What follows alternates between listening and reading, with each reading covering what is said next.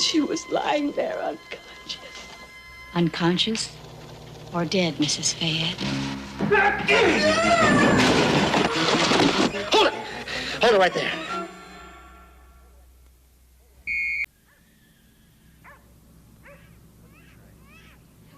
I'm not trying to do anything. I've had it. It's just too much. And if you don't lighten up, we're heading right for a war. Is that what you want? I didn't say that. I said this whole world is one hassle after another, and I won't take it. Well, if you'd slow down, you'd see you're doing the whole thing in your head. I don't want to hear that ever again. What is it with you? You're going to start this every time like clockwork when I'm ready to split? Paul, all I asked was why you'd have to buy another one. Why? And you can keep your voice down. The hell with the neighbors! Don't upset the baby, please. The baby? What about me? God, it's killing me. I'm sorry.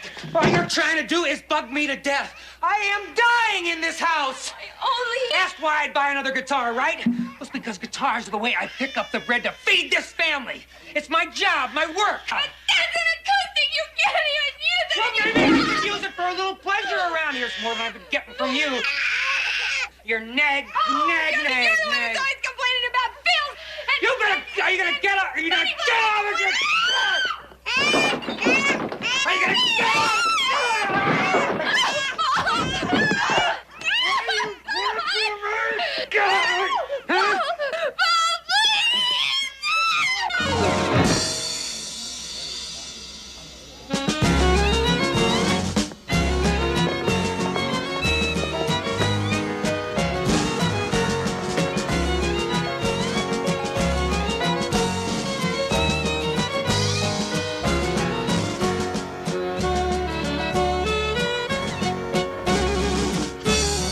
You don't like it?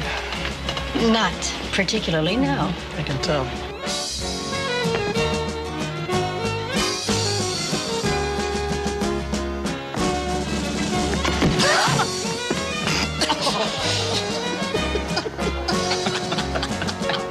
Pepper, this is the commissioner's niece, and these are freebies. It would be nice if you looked like you were enjoying it. I will when she starts smacking him.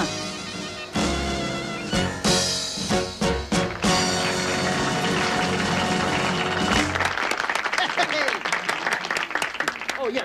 Listen, could the sergeant have another bottle of champagne, please? Excuse me, is Mr. Royster here? Right over there. That's Mr. Royster. Mr. Royster? Telephone, Mr. Royster. Pete, it's you, Mr. Royster. Oh, Mr. Royster. A classy joint. Don't forget the champagne. This will be your tailor. I think your new overalls are ready. I hope so. Hello. Hello there, big boy. I had a little trouble tracking you down, but I made it. It's amazing. This is the mystery lady with the furry voice. Peter, Yes, you certainly did track me down again, didn't you? you don't mind if I call you Peter? Absolutely not. I rather like it. It's a lot nicer than Mr. Royster. So, what's happening, my darling? Peter, I want you to know this. I can't stop thinking about you. I try, but I can't. It's a common ailment. I'll tell you, I have a prescription that I know you could use. But in order to fill it out, I'm going to have somewhere to send it. And also your name. All that is irrelevant. Totally. The thing is, I adore you, Peter. This is absolutely amazing. I don't understand how she understands where I'm at. Do you know that last week she actually had me paged in a health food store? Maybe she's after your macadamias. Don't fight it, lover boy. Obviously, it's bigger than both of you.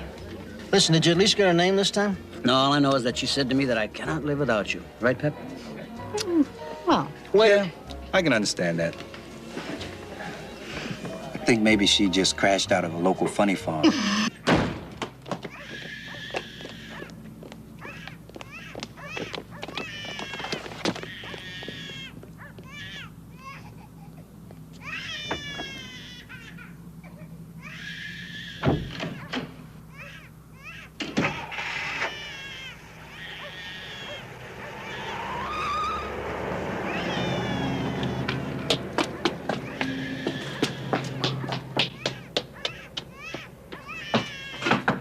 Shanna, it's me, Miriam. Shanna, what did he do to you? Oh, my God. Oh, come on, darling. Come. Come on, darling. Come on, darling. Sit. I'll get water.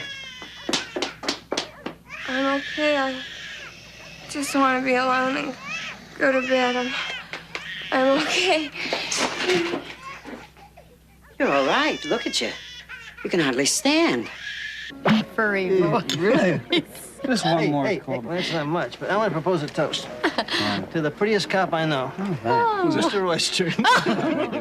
Oh, no, I don't want any more. Are you sure you want to have one more? I have had enough. Not even for Mr. No, Royster? she's right. She's absolutely right. Give mine to the she's- piano listen, player. No, I got to get her home. You sure, Yeah, Chief? it's to getting bed. late. It was great. Yeah, Thank you. we got a job to do in Had the a morning. good time. Now, darling, please, if you're going to be worried about the baby being with me, I'll be insulted. In fact, I'll just be double insulted. Miriam, if he keeps crying, Darling, if he cries, I will know what to do. Believe me, I have been through this. Now, you just get here in the cab. That's wonderful, darling. Sit down. Be very comfortable and careful. That's it. St. Michael's fast. Go. Baby, Mama's going to be all right. The doors are open, Crowley. So they are. Anyway, this one lady went to sleep in this room full of turpentine fumes, and she never woke up. She died. She died? Yeah, from internal combustion. She blew up. I don't believe... What, are you having trouble? Oh, I got a new lock. I'll open it in a minute.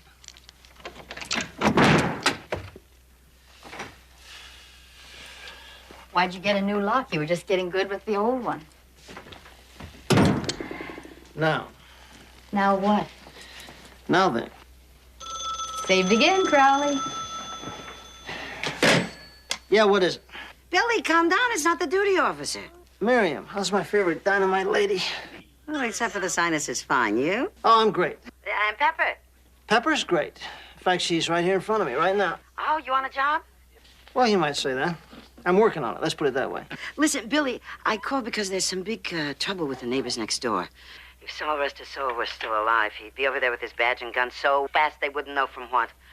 Listen, I hope I'm not disturbing you, huh? No, it's fine, Miriam.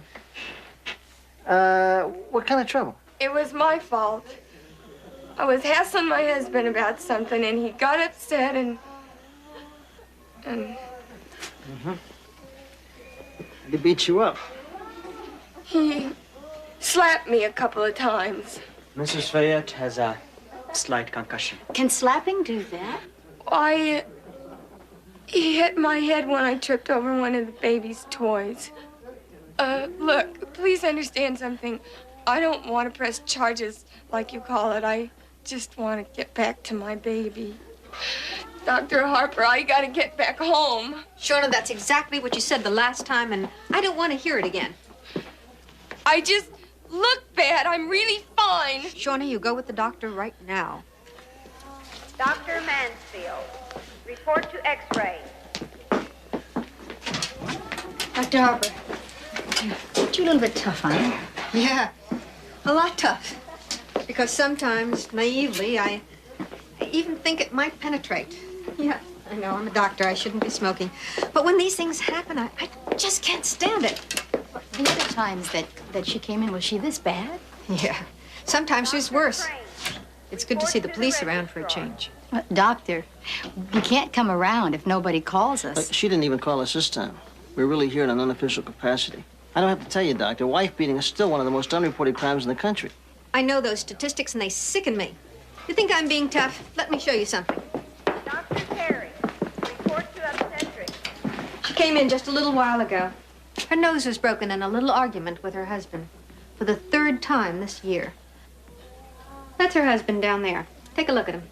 An impeccably prestigious man who drinks too much and then goes for his wife's face. But let's stay with the women. Shona Fayette in there. Are you going to do something about her, or is it just the same old story? Is it really the old joke with you people? Do you still beat your wife?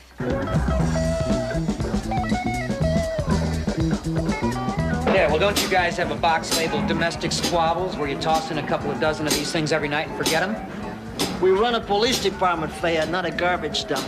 Did my wife send you here to arrest me? Yes or no? Nope. No, she didn't call any cops. That means the old lady next door, right? Which doesn't mean a thing. So why don't you just trot along, let me get back to work? Or, maybe you'd like to hang out and I can put in a good word with one of the girls. Let me tell you something, Fed. I'll probably be seeing you again. Because you're the kind of punk who's either been in trouble or you're gonna be. Hi. How are you feeling? Better, thanks. Good. Dr. Eastman? Is that what you wait to ask me, or do I have to tell you again? I waited to see how you were and to drive you home. Oh, I can take a cab. I can get you there faster. Report to the desk. There's a little boy waiting for you to come home and hold him in your arms. I can get you there faster than any cab. Okay, Shauna? Miriam tells me you have a terrific little boy. Yeah, he's that all right. What's his name? Paul. Paul Guy Fayette III. We call him Polly. I bet he brings you a lot of happiness. His father adores him. How'd you meet? Well, it was a little over 3 years ago when I first came out from Indiana. I got this job as a waitress, and he was playing a gig there. Man, I'm telling you, it was fast. In a few months, we were married. I couldn't hardly believe it. There we were, a 19-year-old farm girl and a confirmed bachelor music band. I can just hear the violins. For a minute, she even smiled. How did your meet go? I went okay if you like creeps. Pep, you know what I'm gonna do? I'm gonna have Joe and Pete finish up the paperwork on the Bryant case. I'm gonna ask Parks if he'll let me follow up on this guy. Yeah, but if the wife doesn't file, you'll have nothing to follow up on. Besides, it would go to divisional detectives. Miriam's got very good instincts about these things. She's not a hysterical lady. Can't explain it. It's just I don't know. Wife beaters just aren't my favorite people. I know one thing. I don't like this guy.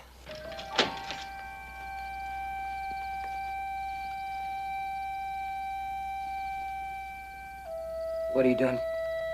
Still up? I couldn't really sleep. I thought you might like some breakfast.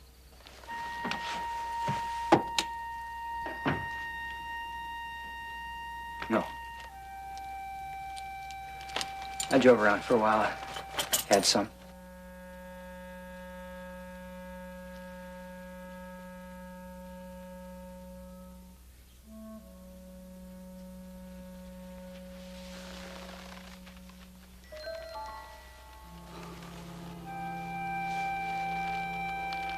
Oh, baby.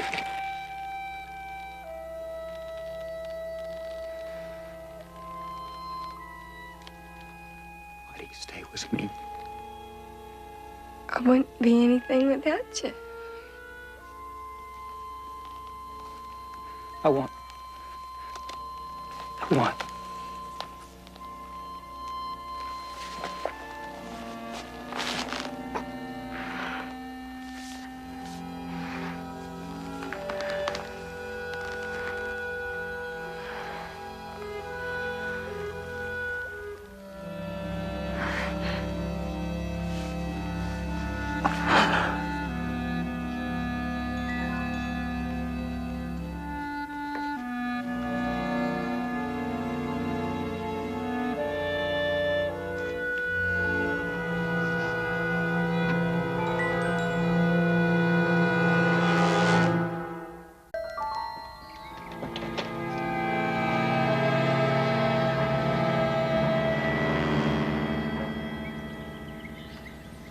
So?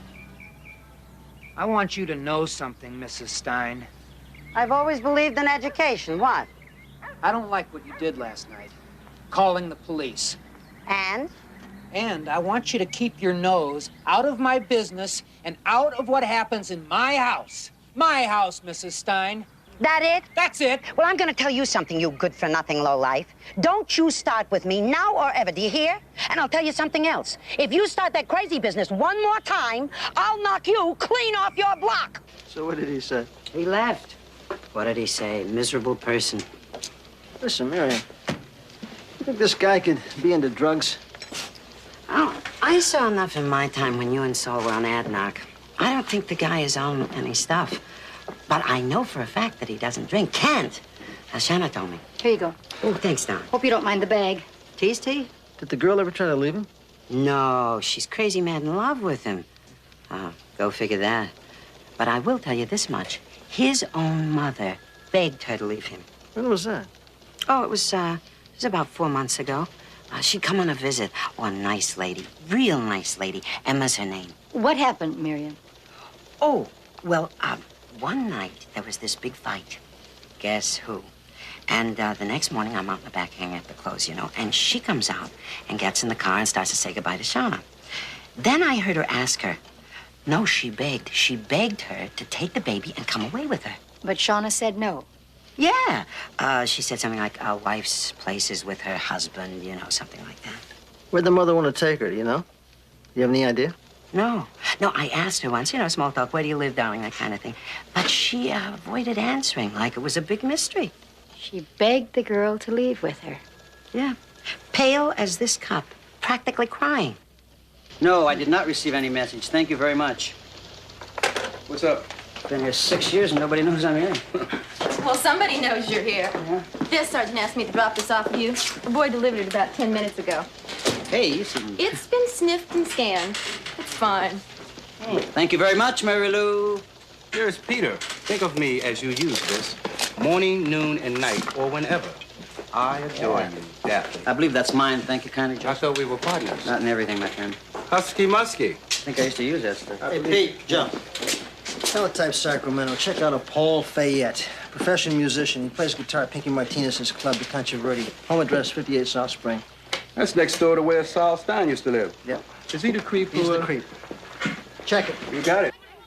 When Paul's mother left, she was concerned about you, about the baby. We know that. All right.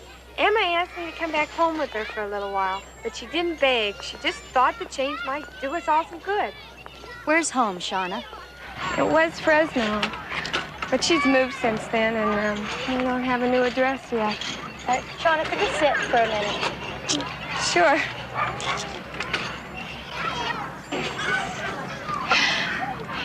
You're adorable. You know that? I say he's got your eyes. Well, he's got his father's nose and jaw. This is Daddy's son. Shauna. Look, he's getting tired. I think I better get back. I want very, very much to help you. I want you to believe that. Things are very heavy right now between you and your husband. And if they get out of hand, I think you should know that there are places in this city, shelters, with confidential addresses. Nobody would know where you are, and they're there for counseling, they're there for company, and for safety.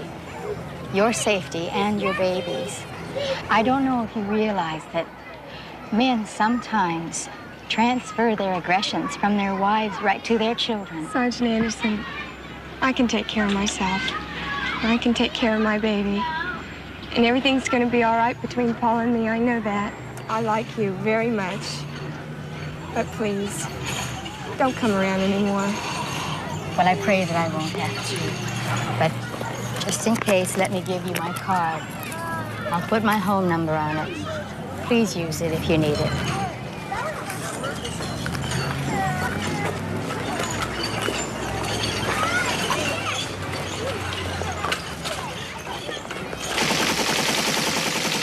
Here it is. Fayette Paul Guy. No police record. Application for a liquor license 6 years ago. Background investigation shows he had a card with the Musicians Union at that time with an address at 201 Rand. Played at a club, the Rondo, for about a year. Lived at the Rand Street address for the same period of time with his wife, Elizabeth Fayette. So there's her confirmed bachelor music man.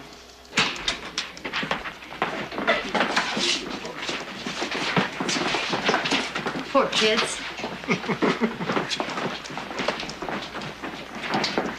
Excuse us. Good afternoon. If you both fill out this form, we'll have you on your way together in a jiffy. We're not here to get married. Oh. Well, I thought such an attractive couple like you. Actually, I keep proposing, but she doesn't trust cops. Cops?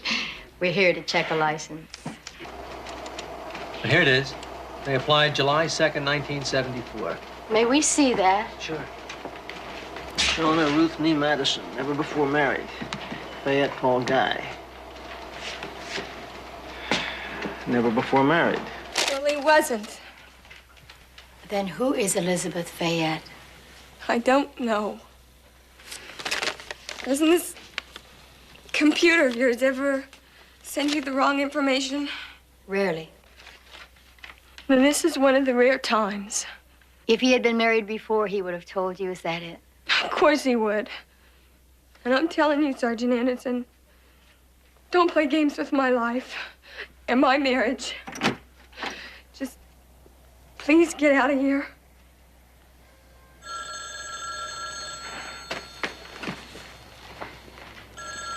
We don't play games. Leave me alone. Please, just leave me alone.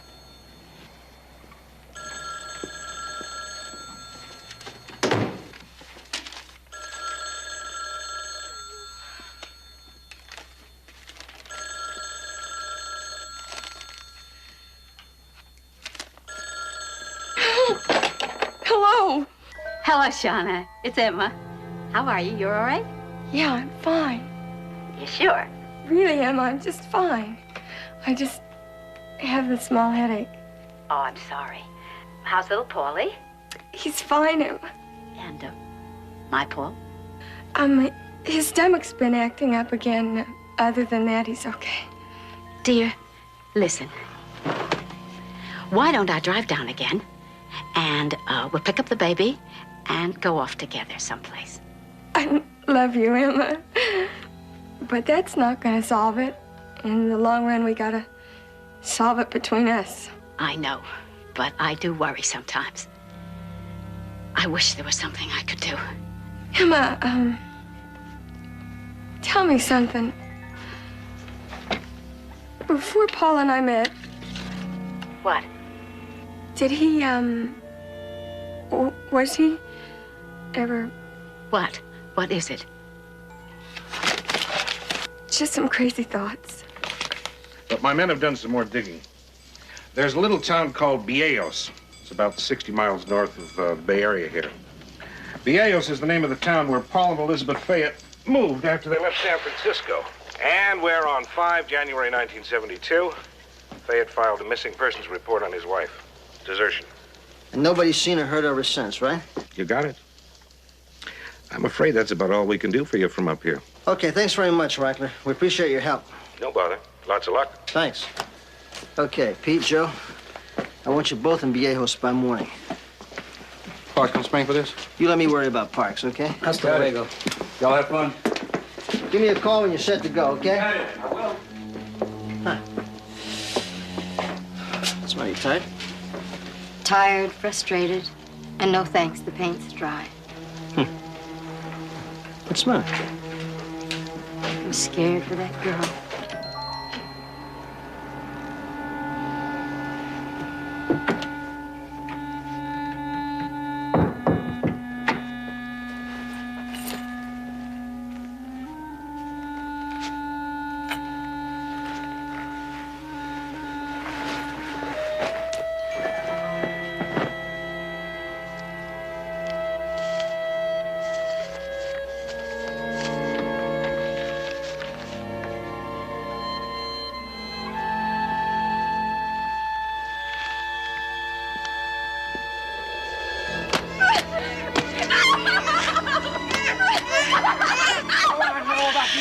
Bills you've been hiding. I haven't been hiding any bills. There's over $200 worth of bills going on. I want to know why. Because that hospital I've been going to costs money. And those pills they've been giving me to keep me sane cost money. And I had to buy Molly a new stroller because you kicked the other one apart.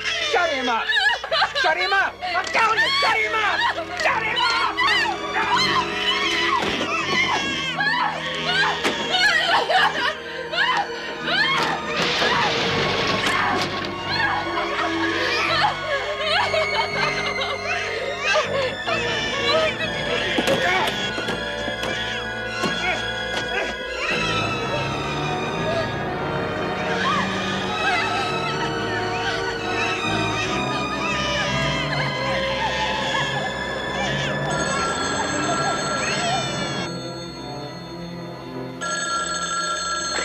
Yes?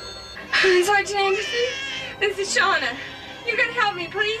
What's happened?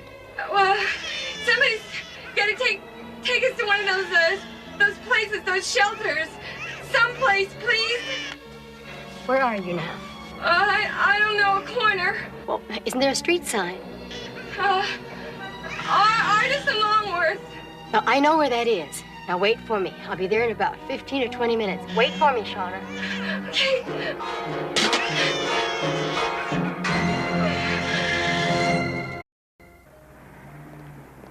Look, I don't mean to be rude, but my husband's on his way home. I've got to get this stew on the Oh, stove. we definitely understand, Mrs. Leonard, for sure. We'll just ask a couple more questions, then leave. All right. But I don't know what else I'm going to be able to tell you about her. The local police haven't already. Well, they told us that Elizabeth, her husband, and his mother were living together in a house near here.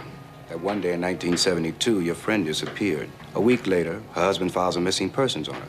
And a few days after that, both he and his mother were gone. Mom, can I stop playing now? May I? No. Mrs. Leonard, do you know if Emma Fayette went with her son or where? Look, I don't know anything about either of them. And I haven't heard from Elizabeth since she left. Before she left, did she try to get in touch with you, say she was going? No. When exactly did you talk with her last or see her? It's about a week before. At the hospital one morning. Cheney Medical. It's about 20 miles from here. Her husband had beaten her the night before. Did she tell you this? She reported it as an accident, but she told me. She called, asked me to come pick her up. I did. Oh, she wasn't in top physical condition. She had a concussion or a fracture. I don't remember which. Is that the same thing? No. Oh, where did you drive her? She wanted to go back home, so that's where I drove her. You know, I asked her, Liz, why do you keep asking for that kind of punishment from that maniac? I mean, you're liable to end up dead one of these days. Do you realize that? What'd she say to that? What would anybody say? If you can't make it work with the guy you're in love with, how are you going to make it work with the rest of the world? Mom, I did it 100 times. Make it 150 and get it done before Daddy gets home so he doesn't have to listen to that. 150? Van Cliburn she'll never be. Getting back to this disappearance, Mrs. Leonard, do you think that could be possible? What? Isn't it possible, Mrs. Leonard, that Elizabeth Fayette is dead? Now, look.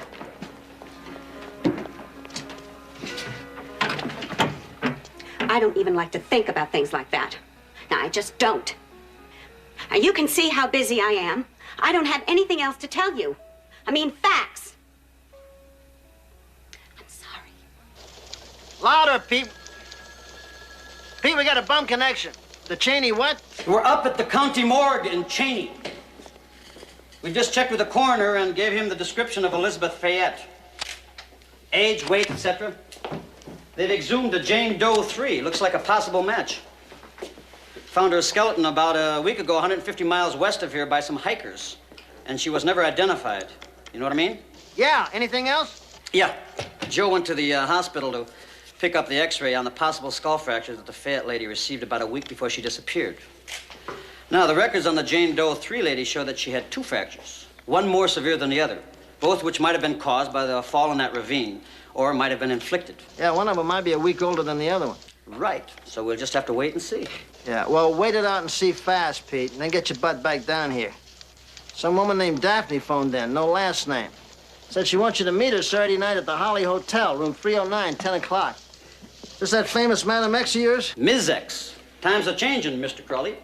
How about Pepper? Did she come up with anything? I don't know yet. She's out tossing her weight around.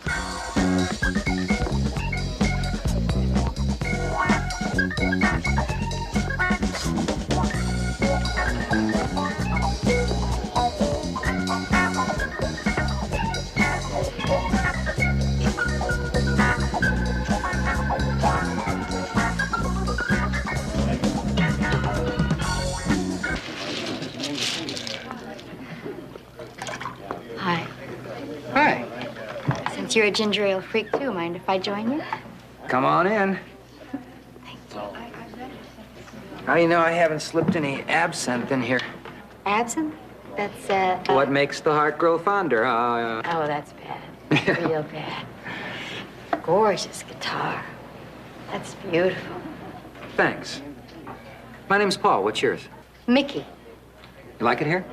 Oh, So far, so fair. But I'm always jittery on first night, so it'll be okay. You're doing great. See, you're married, and you have a wife who checks in about this time every night to see if you're with the blonde. Well, I'm married, but she's off on a vacation with our kid. Doing something fascinating like visiting your folks or her folks. No, she's in San Diego with friends. You're not from San Diego. No? I'd say more like San Francisco. You're pretty good. I take after my mother. Do you know what my dad used to do? He used to bring home a whole bunch of guys and say, okay, guys, talk. And Emma would figure out where they were from practically every time. No, that's funny.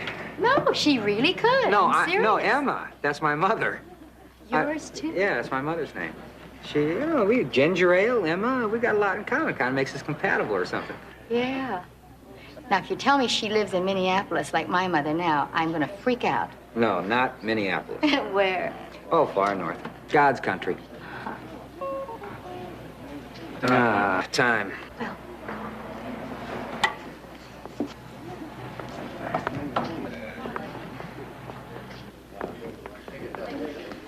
Hey, what'd you bring? Midnight snack? No, something I picked up on my way to work antique shop.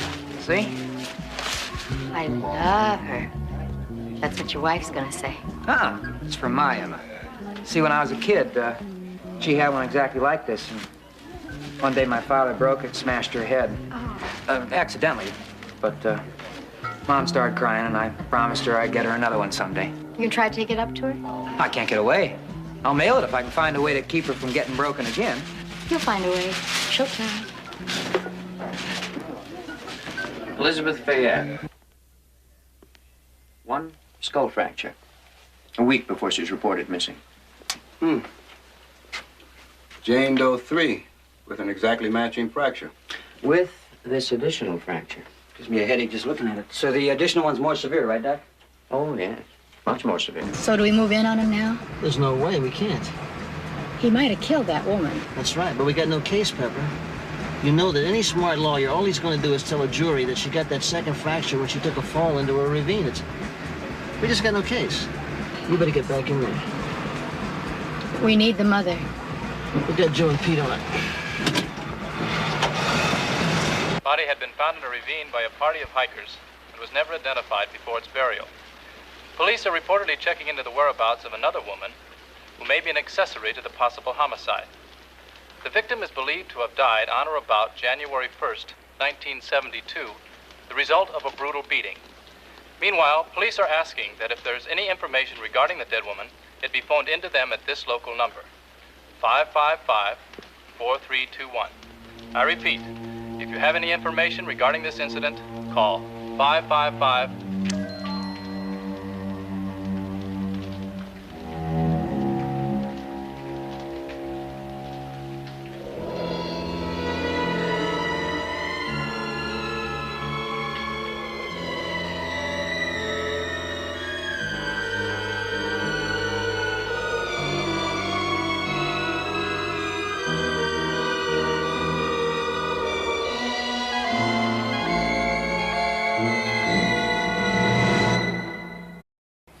Dad? Yes. We got the word night before last. The body was positively identified. We put out a bulletin upstate, hoping your mother-in-law would contact us as a possible link to this thing. She hasn't yet. Sergeant Crowley. She's his mother. Yeah, I know that. Shauna. I mean, you can't really expect a woman to turn in her own son. Shauna, we're talking about another woman here. I'm talking about his first wife, whose dead body was dumped in a ravine 4 years ago. You know where Emma Fayette can be located. You've got to tell us. We need your help. I don't know where she is. Shauna. Please believe that. He told me once that he didn't want me to have her phone number, and he must have told her the same thing because she never gave it to me. Well, did you ever ask her for it? Yes, once, when she phoned, and she just changed the subject. I don't know where she is.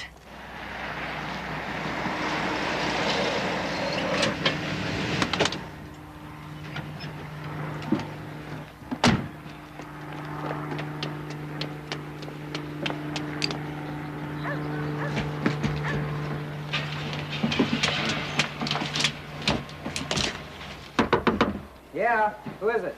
Oh, it's me, Mickey. Hi. Hi. Correction. I came to say goodbye. Goodbye. You just got here. Come on in. Let me get us something to drink. Terrific. Thanks. So you're, splitting? Yeah, me and my twinkle toes. Let's face it, that club is the pits, especially financially. I can make nearly that much at unemployment without having to bust my fanny. And I got an offer for a better job, so I'm off. Off where? Portland. You ever been there? Yeah, a couple of times. City of Roses. City of a new disco. A friend of mine just opened one. He wants me to manage it for him. It's a good deal. Well, it's worth a try at least. Before I go, I wanted to tell you that you are the only decent person I met at Pinky's place. So, here. I brought you a present for your kid. I forget whether you said it was a boy or a girl. Boy. Well, it's a teddy bear. It's nothing original, but He'll dig it. You know something, Mickey? I'm gonna miss you. That's nice to hear. You are a decent guy. Thank you. How about that ginger ale before you take off? One for old time's sake. Perfect.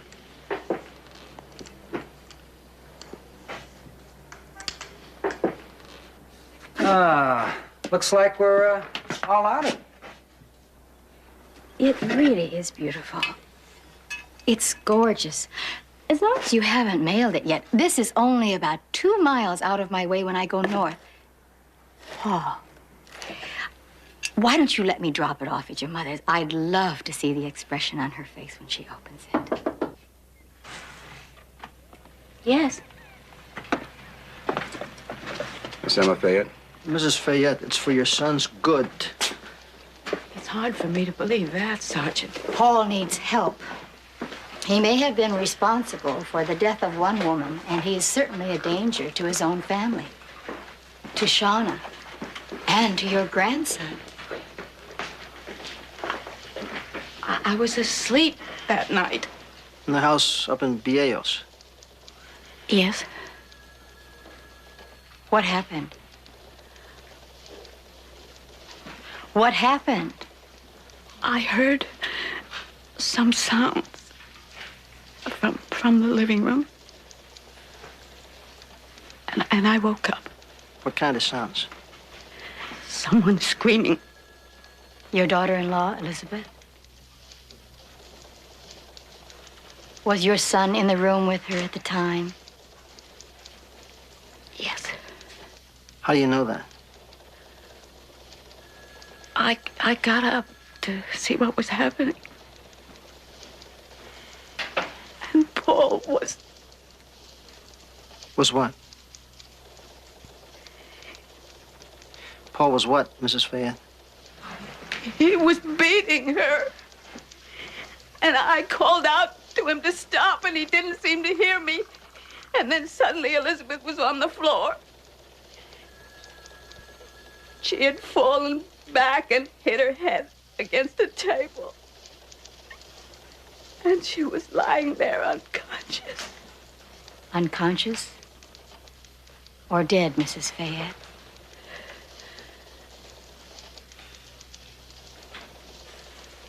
She was dead.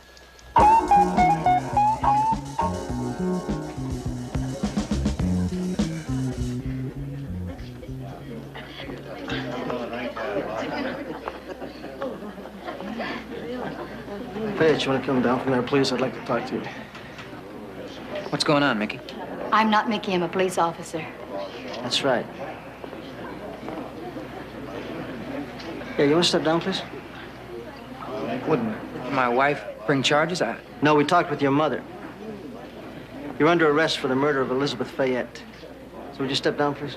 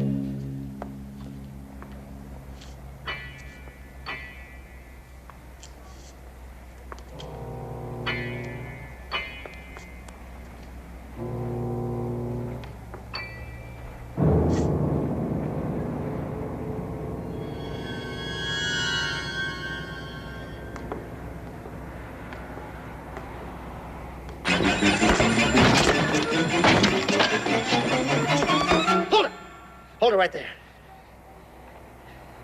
That's the end of the trip, pal.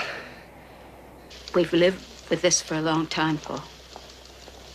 And I knew it had to come out eventually. This is Fayette. If you need us, we'll be outside.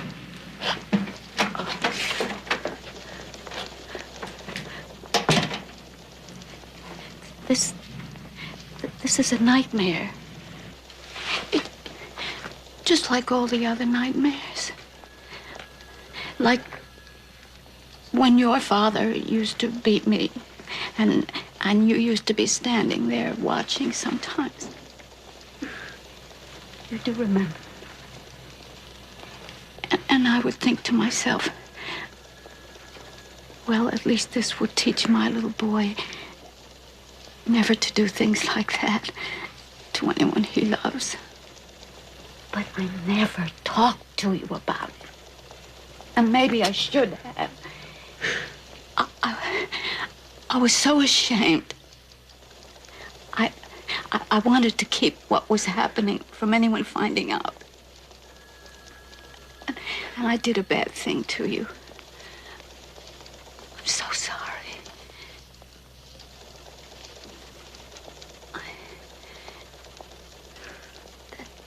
That officer, that lady officer, gave me the little doll. You got me.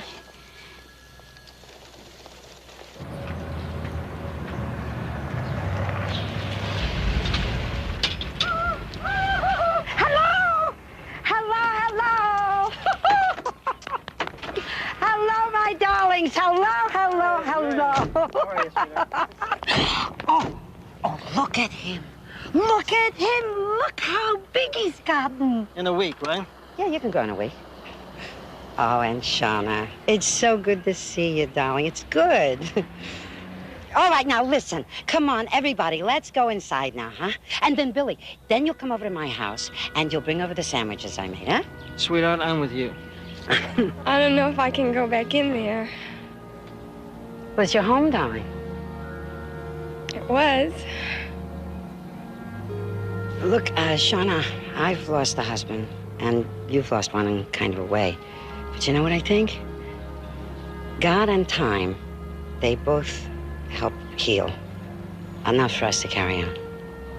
You know what I mean?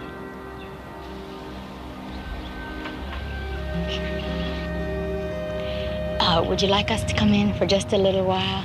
Bill makes us a great pot of coffee. Would you like that? No, I think I have to go in by myself and be alone with my son. Well, you've got Miriam, and you've got Bill and me, so if you ever need us to help you over the rough spots, you call us, okay? Okay. Thanks.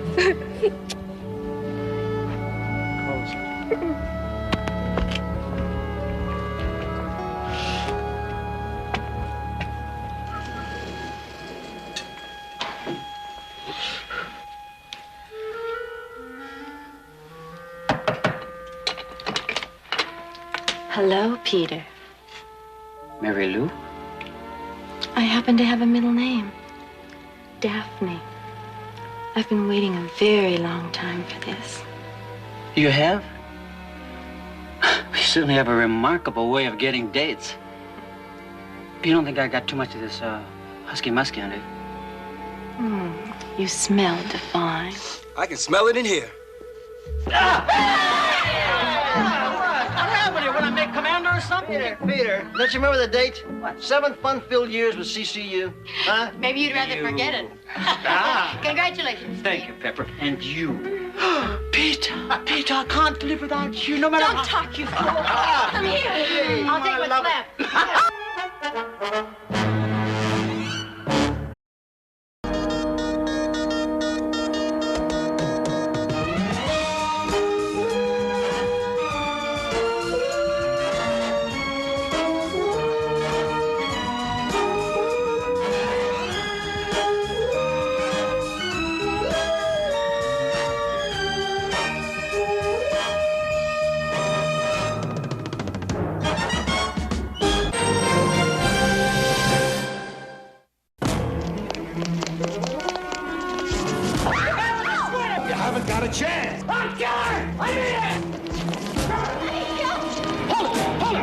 You should have caught them all. Didn't you see what's gonna happen? What kind of person is she? Oh, she's very nice, very warm, very worried. Is she honest? You dirty, rotten lies. Hey, so? What the man's saying is, you're busted, pal.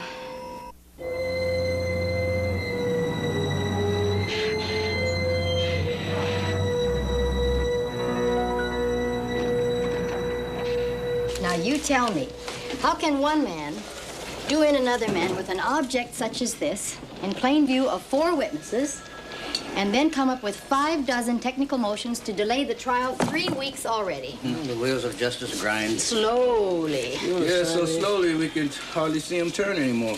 I think maybe Pepper has something going with that hotshot prosecutor down there. Sergeant Crowley, how could you? You know, instead of spending every day, all day in court, we could use you on a couple of cases around here. So would you ask that guy to get a move on? I mean, maybe you could set a firecracker under his tail or something. I could use this. Well, you could try. Certainly move me. Thanks, Joe. Criminal conspiracy styles. Listen very carefully, please. Sometime this morning, there's going to be a robbery at the Ashford building. Hello? Kathleen? Everything all right? Oh, yeah. Hello? What was that all about? A female voice said there was going to be a robbery at the Ashford building this morning. The Ashford building? Yeah. Joe, that's 18 stories. Couldn't you narrow it down a little bit?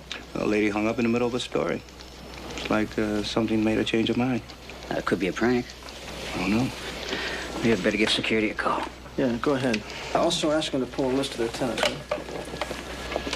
The operator? How many good robbery targets would there be in that building? One building that size,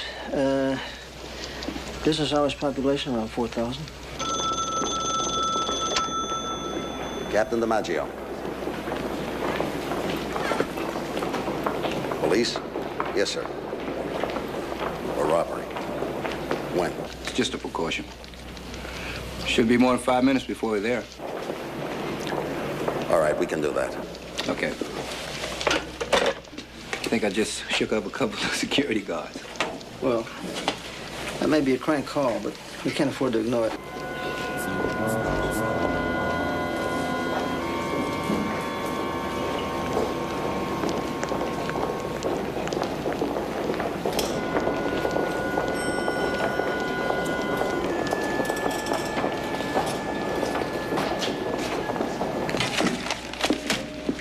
Sorry, I can't go with you guys. No. I don't like being in court. You know, if you don't get that murder weapon introduced pretty soon, people are going to start thinking you're a candlestick maker instead of a cop. Would you believe I've had 2 offers already? Yeah, for what? Not to play the piano. I think I cut your act in Tijuana.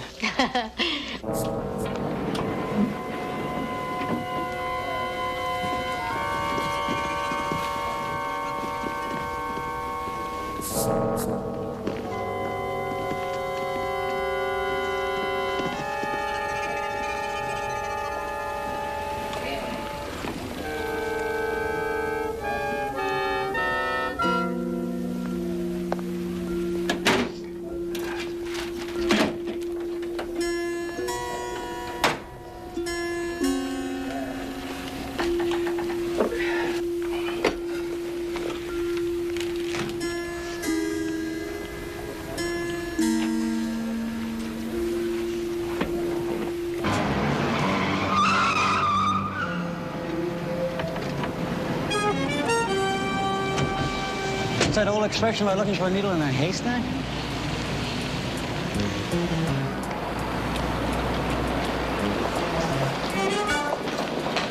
I'm Sergeant Crowley. Captain DiMaggio.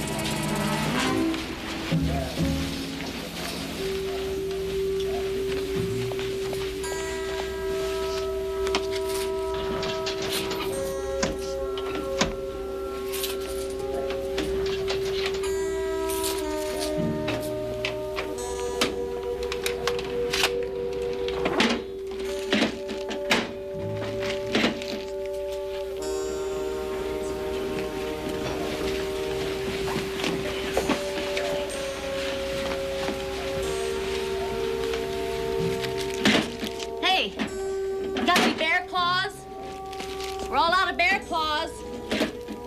And Danish.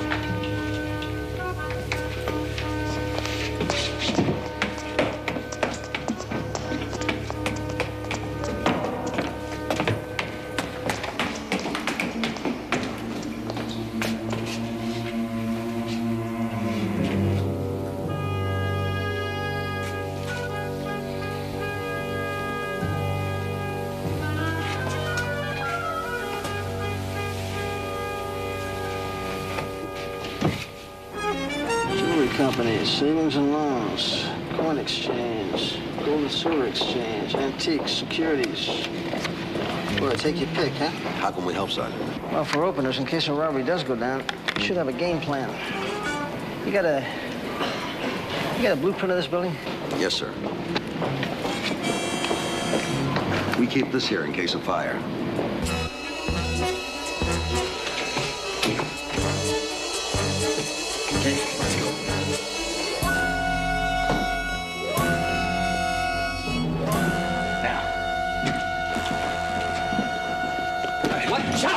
Security's guard, let's move. Oh, my God! Now, wait a minute. You can't come in. Mister, if you want to keep ticking, you'll do what I say here. Here! This way. Come on, you two.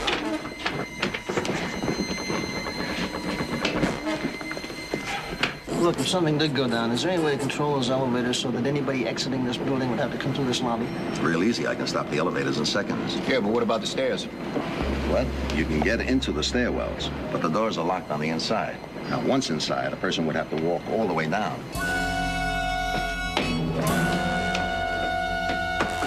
Come on, let's move it.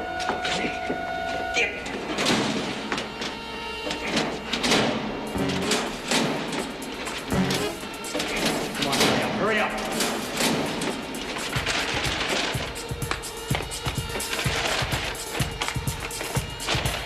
Come on. Let's do it. Here, watch it.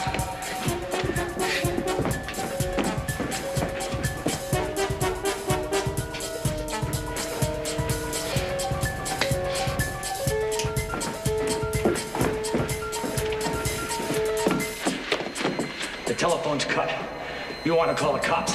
You'll have to go outside. You do that before 10 minutes go by. The man I got outside will blow you in half. Any question about that? Okay. Now you're acting real smart. Stay that way. Remember, 10 minutes. Thank God! Mr. Saunders, they forgot the radio. Harry, Hello? Hello? This is the Securities Exchange in 1704. We have just been robbed.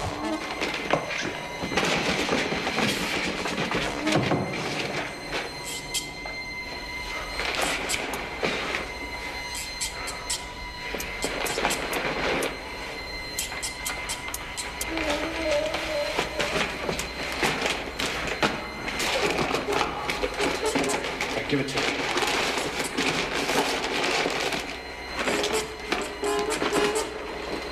And the second one, the one who had the securities, was wearing khaki pants and one of those bulky knit sweaters. You know, the kind that button down the front? What color was that sweater? Off-white. No, wait a minute. It was sort of a pale yellow. Stand by. Okay, we got a plan. Let's put it to work. You and Joe cover the elevators. Mr. Saunders, you want to go over those descriptions again for me, please?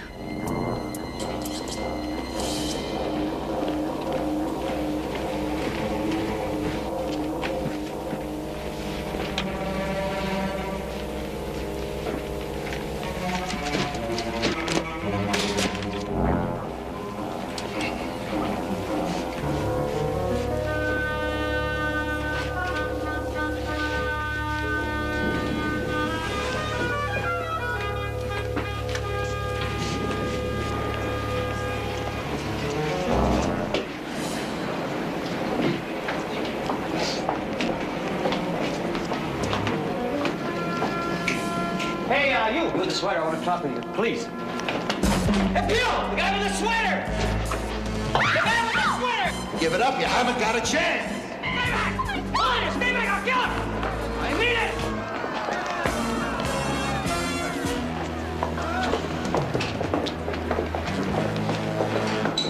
Stay back! Back on! I mean it! Get back! I'll kill him! Kill him! I'll kill her!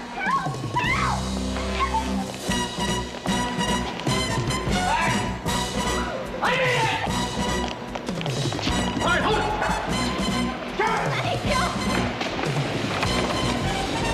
Hold it! Hold it!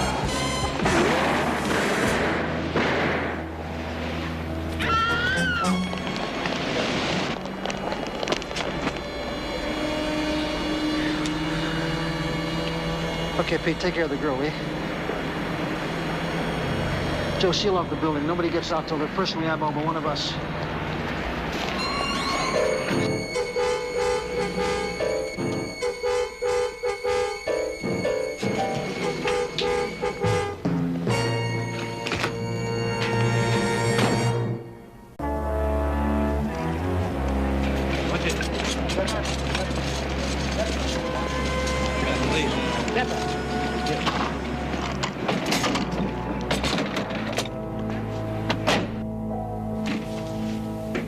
Hi, I'm Sergeant Crowley with the police department. I was talking on the radio with a man named Saunders. Oh, well, that's me, Adam Saunders. How you We doing? don't need any more excitement today, that's for certain. I want to compliment you. You did a nice job of calling out those descriptions. Thank you, Sergeant, but I had a great deal of help from my secretary here, Kathleen. We all did what we could. Was she hurt? No, not physically. It's just the sight of those guns. What happened downstairs? Well, so far, we've only got one of them. What about the securities? We think they're still in the building with the number 2 man. I see. Which one did you stop? The one in the sweater. I hope he gets life imprisonment. I'm afraid he bought more than that for himself, sir. He's dead. Oh. Look, I'd like to impress upon all of you the importance of not touching anything that the suspects might have handled till Leighton Prince can get here, okay? Now, I'd like to walk through the various stages of the robbery with you. Oh, surely. Well, you see, Kathleen and I were at this desk.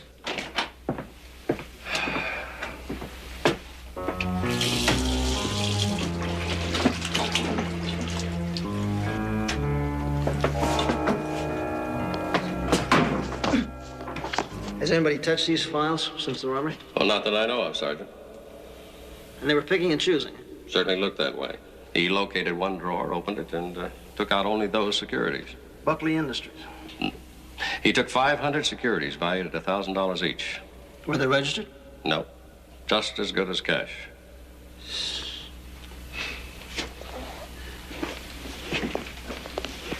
Real professionals, weren't they? That's possible, yeah. Possible? They knew exactly what they wanted, and they took it. Then they disabled our entire telephone system for their getaway. Where's that? Over here, Sergeant.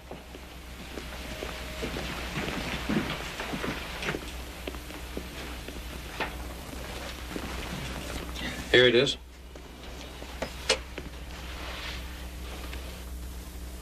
Who showed them where this was located? No one. They seem to know right where it was. Well, they did, huh?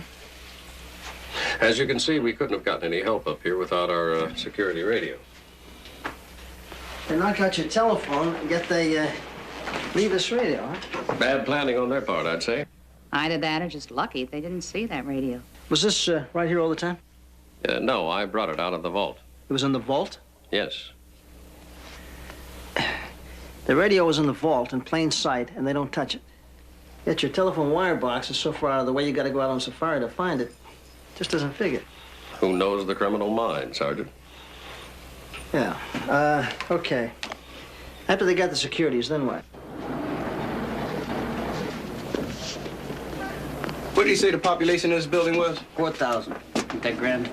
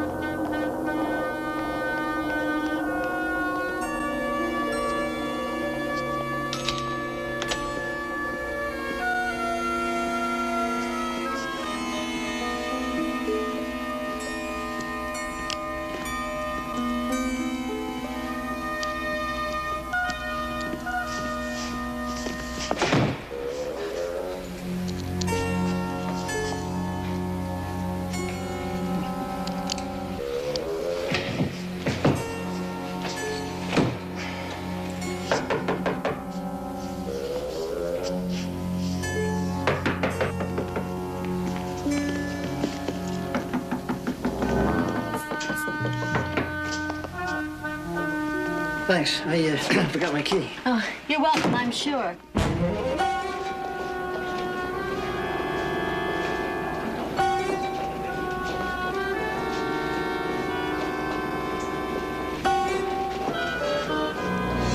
I want somebody to get over to the coroner's office. Get everything out of his pockets. Yeah. Thanks. Yeah, I got the death report. It's 04826. You got it? Okay. We've identified the dead man. His name is Travis, Nick Travis. Does that name ring a bell with either one of you? Should it? That's just one of those questions I have to ask, Mr. Saunders. Well, I guess that pretty well wraps it up here for me. I'll be in... Oh, I would like a list of all your employees, and I don't mean just the ones here now, but anybody who might have left for any reason, say, in the past 5 years, okay? Certainly, but I have no reason to suspect... It's just routine, Mr. Saunders. I'm one of those guys that like to touch all bases. Sergeant. Yeah. This is for you. Oh, thanks. Yeah, probably. Bad news, Bill. Number 2 made it out here playing like an attorney by the name of Jones. Yeah, right. Okay, see what you can get out of this guy, Jones. Shake the place down good, will you? You know me. Always on the case.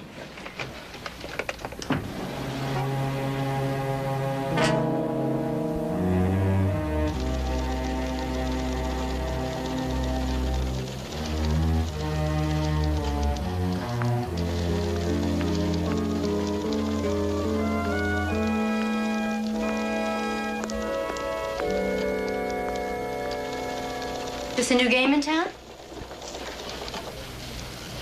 You haven't got that thing introduced into evidence yet? Nope, not yet. Comes in handy, though, walking in the dark from the courthouse to here. That the Ashford robbery thing? You got it. Dick Tracy's been in heavy meditation here for about 2 hours now. They're not paying attention to the fact that it's 3 hours past the time my lovely wife puts dinner on the table for us. Well, you know, I also have a lovely lady that would appreciate me being there before dessert. So why don't you two guys split? We'll get back to this tomorrow. We're on overtime now anyway. Thank you, Bill. Thank you, William. Good night. And anything I can do, just give a call. Night, Pete. It's really got you going in circles, huh? I don't know. There's just so much here that doesn't fit. Something's missing. I don't mean the $500,000 in securities in the suspect either. Mm-hmm. Bill? Uh-huh. Don't stay up too late, huh? You going? Yeah, I'm really bushed. Being in court does that to me. Okay, I'll see you tomorrow. Maybe we could melt this down and take a vacation on the silver. Yeah, maybe so. Tally-ho. Yeah, I'll see you tomorrow.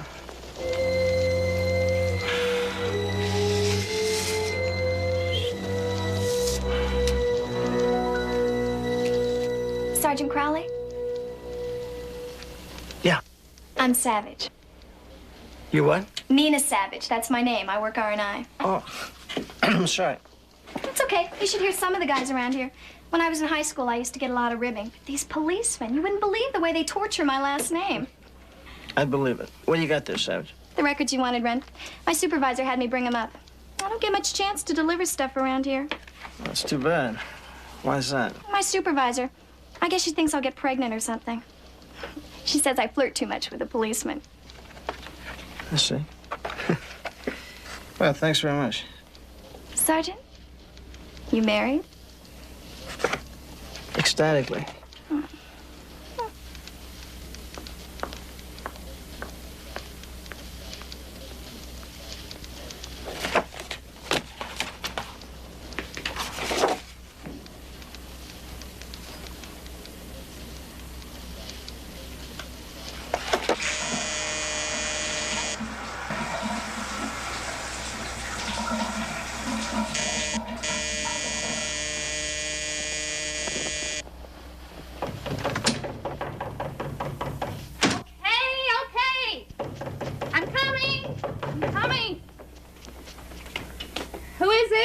Sergeant Crowley.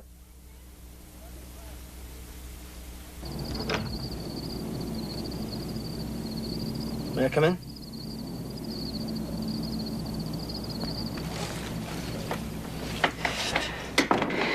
I suppose I've been expecting you.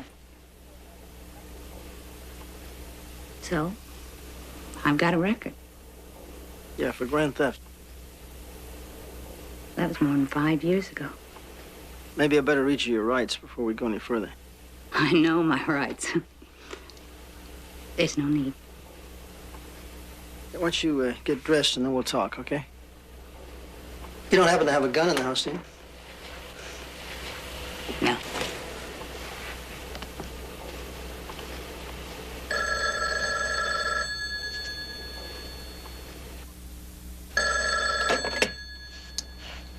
Hello? What? You stop that. Stop that! You should have caught them all. Don't you see what's gonna happen?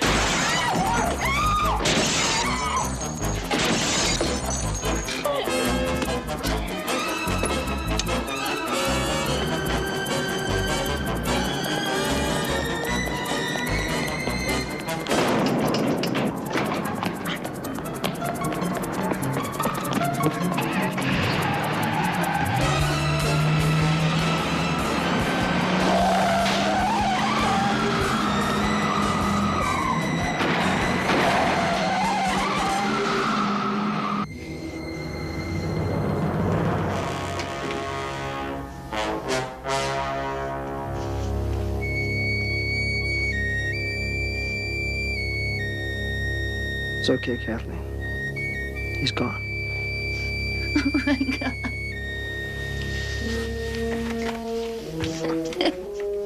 Help me.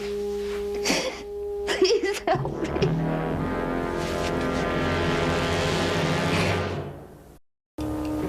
I'd been working there about 3 months. Just a couple of weeks ago, I was having lunch.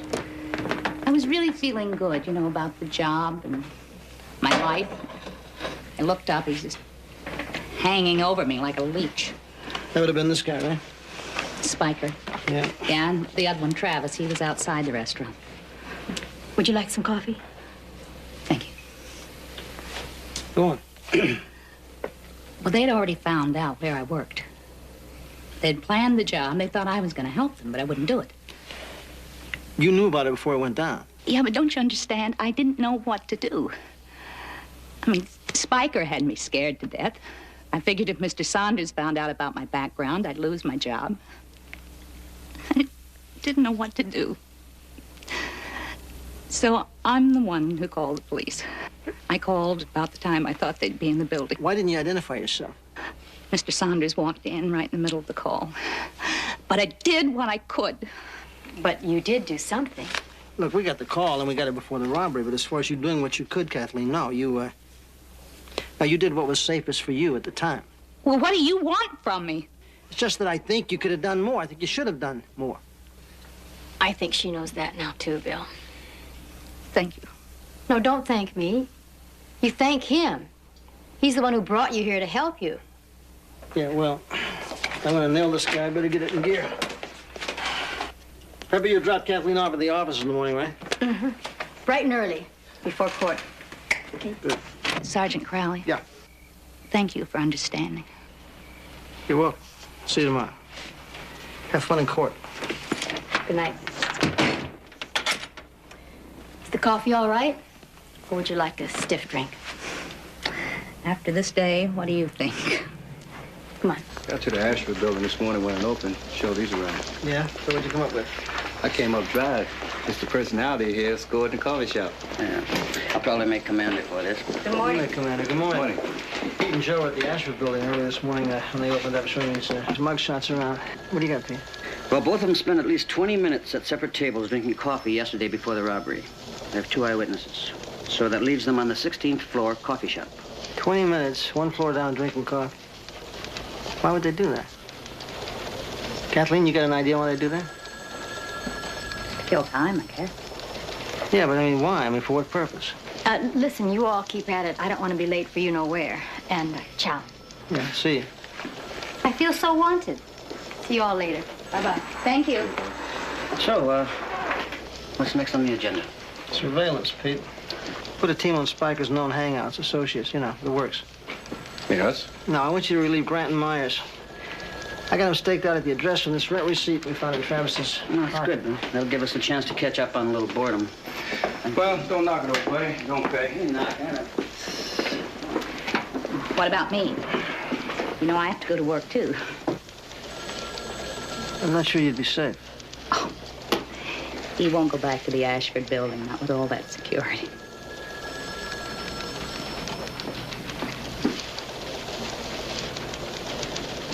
Maybe I better take you back.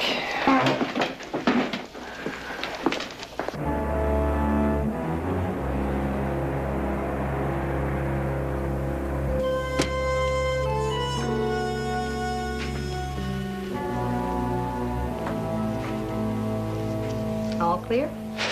Just making sure. Thank you for not telling the boss about... Let me tell you something. It's nobody's business about your record. And it's certainly not my business to broadcast it. You're a very nice man. I'm terrific. Well, anyway, thank you. For what? For caring.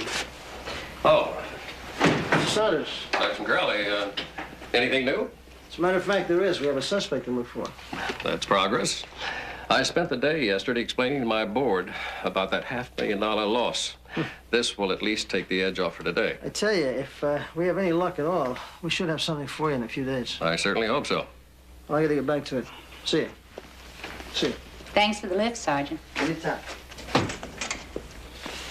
He was serious. There are some good prospects. He is an incredible detective. Somehow he's already gotten a line on the other man. All he's got to do is track him down. Good. Excellent. I saw the way you were looking at the good sergeant. Would there be an attraction there? Oh, I'm attracted to a lot of things, especially executive types. Listen, I have a meeting with the old man now, but perhaps we could have lunch a little later. Sure.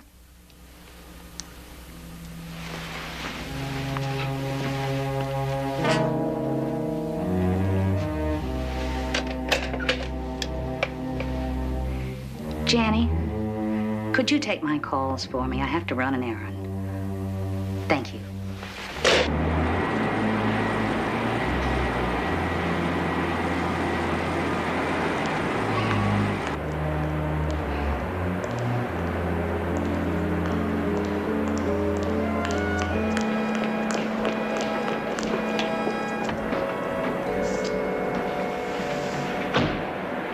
I missed you.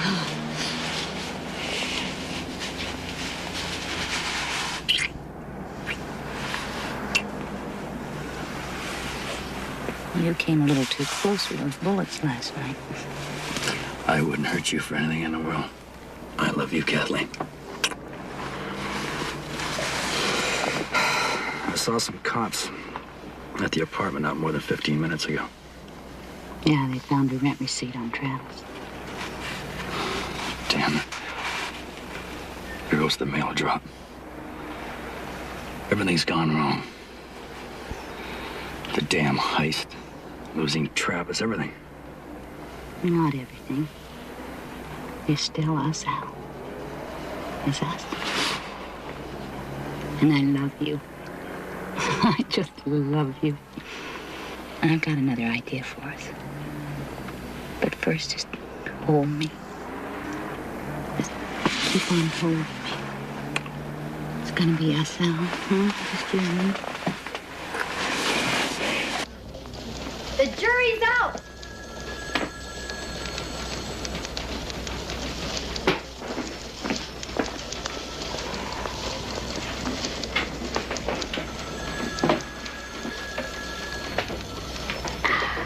Magic fingers. You sure know how to make a guy feel good. How come you only say sweet somethings when you're getting your back rubbed? That's not true. I say sweet somethings to you always. Mostly when you're getting a back rub. Well, I've had this strange affinity for this kind of a back rub ever since I worked Vice. No, don't stop. Hit me again, but don't stop. This case really is intense. All full of knots back here.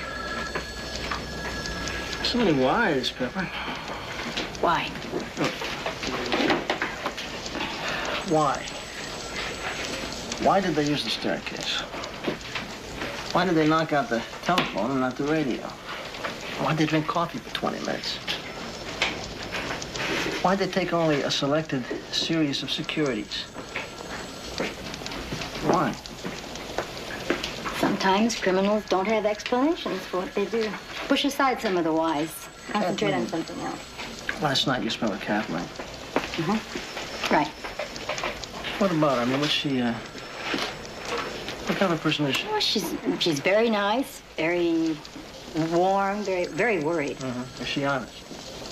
I don't know. I'd like to say yes. But you have too many whys. I'll tell you something. I'd like to trust her, too, but somehow I can't. Criminal conspiracy, Crowley. Yeah. About what? Okay, I'll be there right after lunch. Thanks. That was Adam Saunders. He wants to see me. He seems to have some concerns about our girl, too.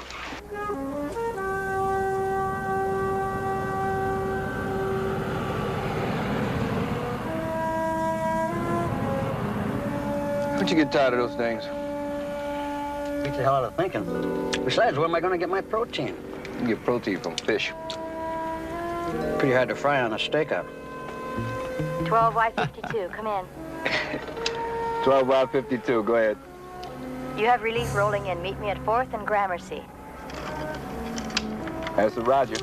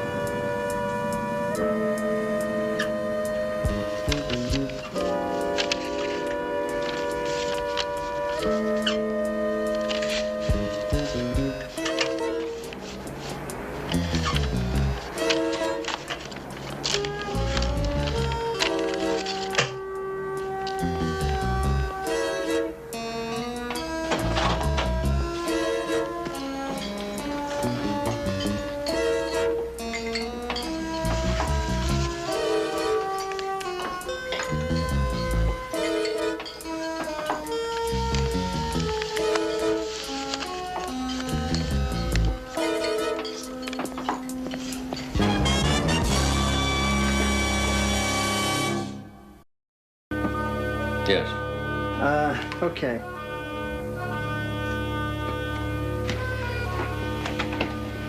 You two look like you conspired to do something devilish. What is it? What's this? This is the paper I dug out of the stairwell door.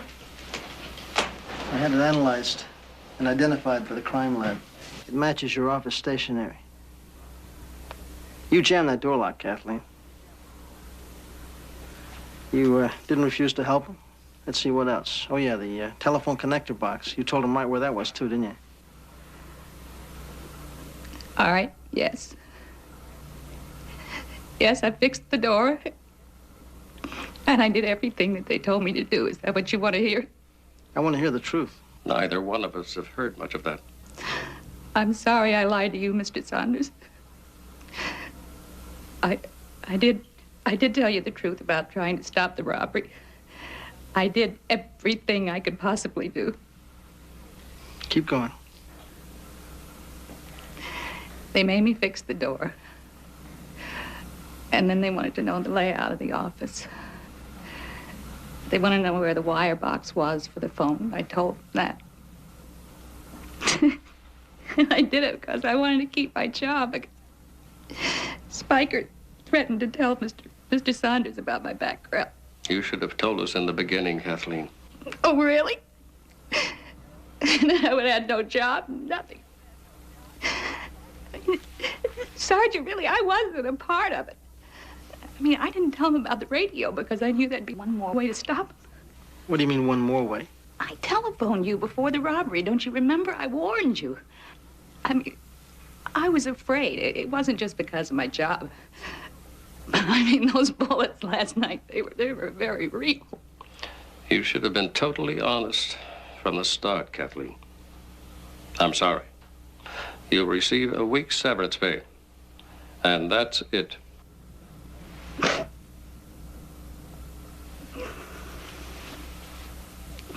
What am I going to do? You can cooperate with us fully, Kathleen. Am I going to go to jail? It's up to the DA. With the threats and your fear of Spiker, I don't know. No, I think in the long run you won't go to jail, but that's a decision you can help along. How? By helping me. By telling me everything you know and don't hold anything back.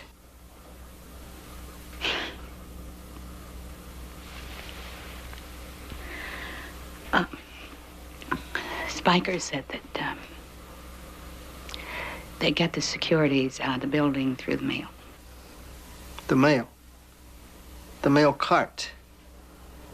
That's what they were doing one floor down at the coffee shop. And then that package that they were in, that was deliberately short on postage, so they would go to the post office then and pick that up. And then what? Spiker said they would pick up the mail, and then they would go to the warehouse and wait for the Ming to leave. What's the Ming? It's a freighter. Thing is going to Hong Kong. I'll check. There it is. Dijon, Ming, Dr. Pier 40. It was at 6:30. That gives me half an hour. Look, let me go with you. Spiker will be into disguise, but I can spot him. Please. Call my office. Tell them where I've gone and tell them to meet me at Pier 40. Right away. Let's go.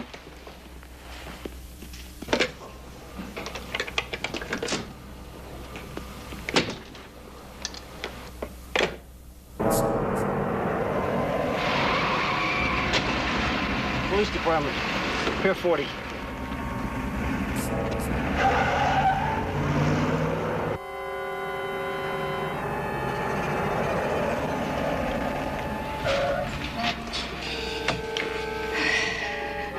Scared. You just stay put.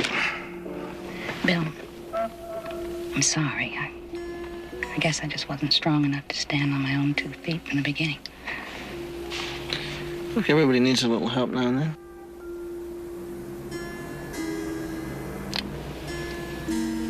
You be very careful, my friend. You stay put.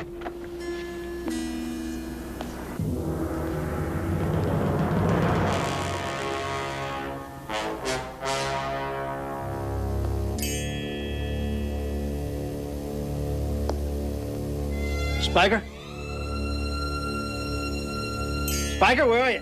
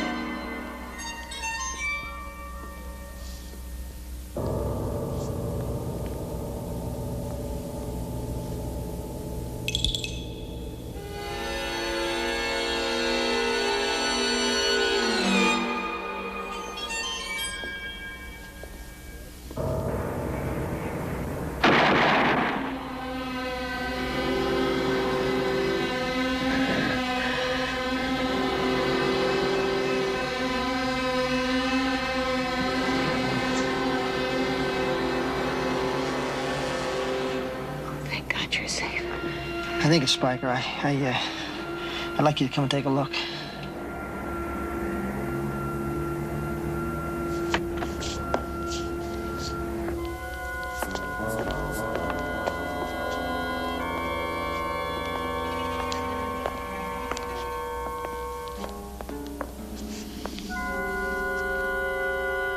That's him. He tried to kill you, didn't he? I found the package he mailed. All the stolen securities. You did just fine, Sergeant Crowley. What is it? That great cop's brain just can't quite sort it out yet, can you? Didn't really matter which one of you were killed. I'd just take care of the other one. Your bullet killed Spiker, and now I'll use his gun on you. It's simple. Don't get your hopes up. There won't be any help coming. That call was never made, Sergeant. Tell me, is it all beginning to sink in?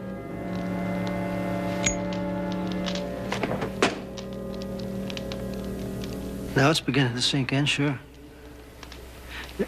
Let me guess. The real securities were gone. They were stolen before the robbery ever took place, right? That's very good. You're just a little late figuring it out. So you got Travis and Spiker to stage what they thought was a real robbery. And then you set them up to get caught in the building, only that didn't work because Spiker got out. And there would have been real trouble if he'd found out that... Well, if he tried to spend any of those phony securities there, huh? Well, we don't have that problem anymore. I mean, with the crook and the cop who caught them both dead. And you're both free to spend the $500,000? It was nice knowing you, Sergeant. Just for curiosity, I mean, what'd you do with the real securities? Hidden in a safe in my home. Clever? That's great. That's where I'll pick them up when I put together a search warrant. Because you're both under arrest. Why, I got the bullets here in my pocket. Is that right, Spiker? You dirty, rotten lies. Easy, hold it. Hey, it's over. Take it easy. What the man's saying is you're busted, pal. Right, Crowley? That's right, Anderson. Congratulations, Sergeant. Now I'll read you those rights. What locked it up for you, Bill? What locked it up for me? Oh, I think logic, deduction, a certain Oriental inscrutability that I picked up watching a lot of Charlie Chan movies on the Late Show. Not to mention a modicum of my own personal genius. Aside from your brilliance, what really did it? It was simple. Once that kid led us to Spiker, and we all discovered that those securities were phonies, Spiker came apart at the seams. I mean, he just couldn't wait to roll over and play dead. Charlie Chan would be proud of you. Hi, fellas. Kitty. Hey.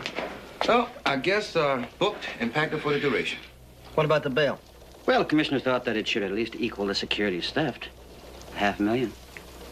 Terrific. Yeah, well, we thought you might like that. Know what else would be terrific? I do. Listen, why don't you guys take off for the night? Good idea, Bill. Why, thank you, William. Come on, Johnny. You and me again, Joe. Night, fellas.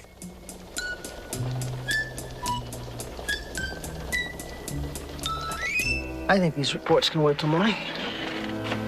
But can you?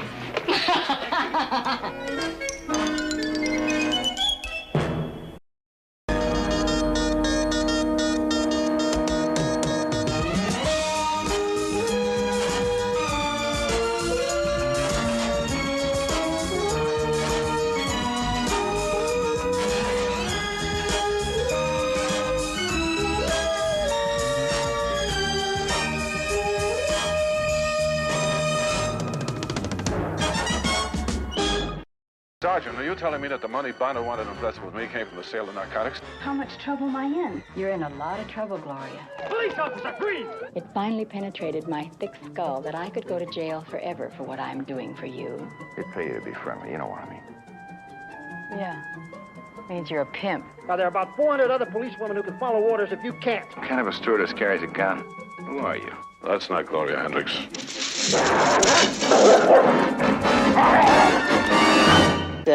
social conscience type, hires ex-cons. Her husband's one. He works there, too. He overheard a lot of talk about a shipment. Passed it on to her, and she was trying to pass it on to me. What's Hester's old man's name? Willie Roper.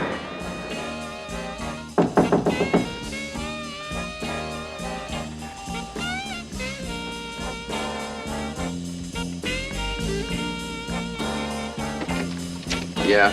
Mr. Roper? Mm-hmm. Sergeant Anderson. Oh, yeah, you're a friend of Esther. Just a minute.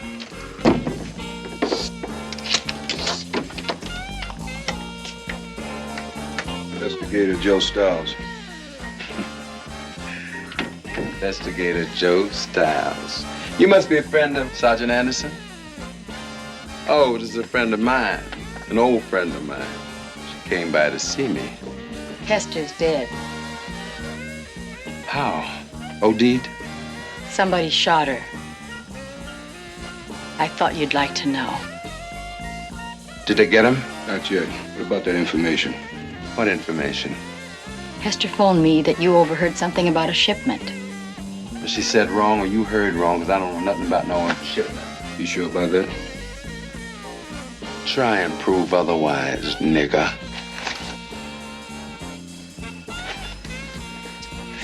Here. See that she gets a decent headstone. She earned it. And make sure that's how you use it.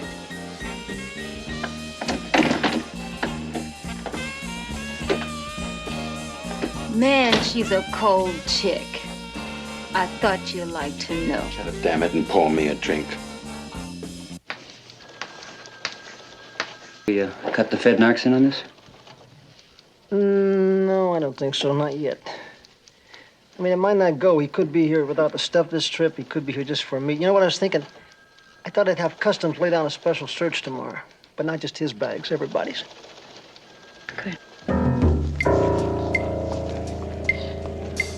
Mr. Manuel Figueres, please report to the information desk.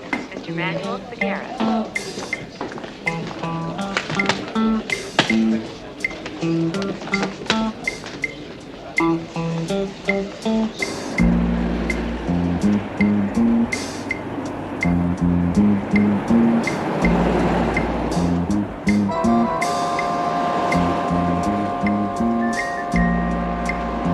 Okay, you made it through clean. You two take the point. Right.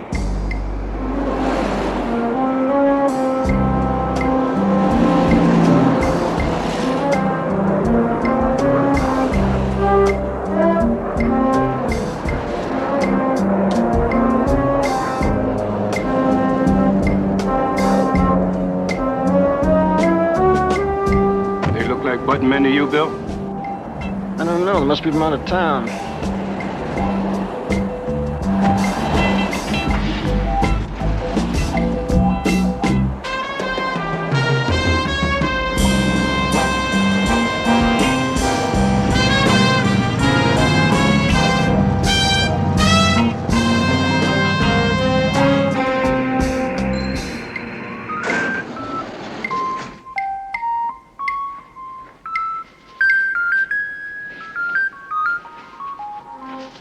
All right. Hold it right there. Against the wall.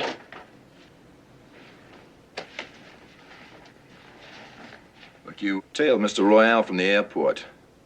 We kept an eye on your car. You know, Pete, he doesn't sound like a crook to me. I detect traces of Harvard. Harvard? What are they turning out, crooks these days?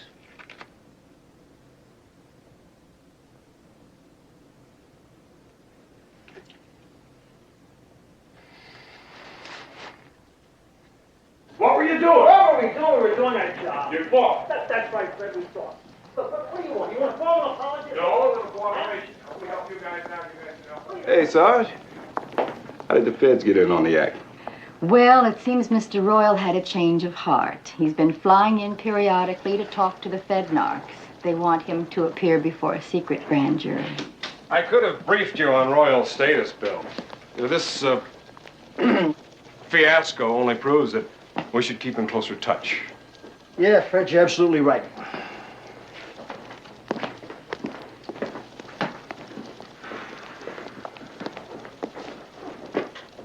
hear what he said? Fiasco. You hear that?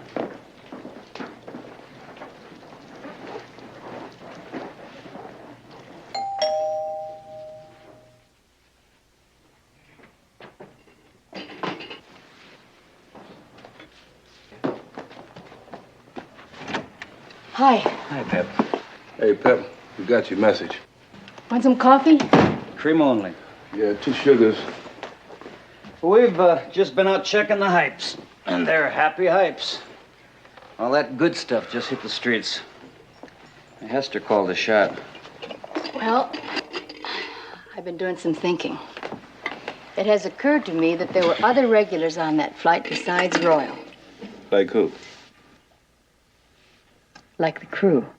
The crew? Well, why not, Bill? I mean, those cats just waltzed through customs with all that good stuff. It's not that easy, Pete.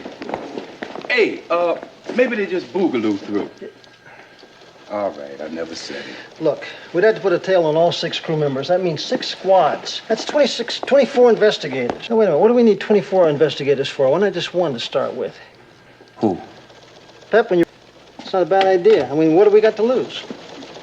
What does he mean, we?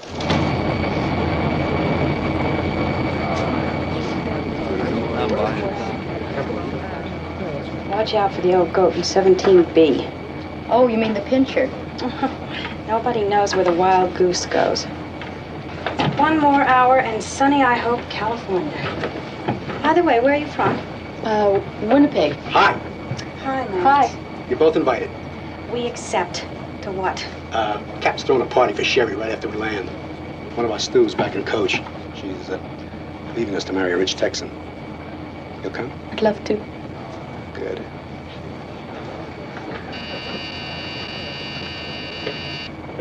Oh, 17B. Uh-oh. Better put on my iron pants. Oh, by the way, if I didn't say, welcome aboard, Eve. Oh, thanks, Gloria.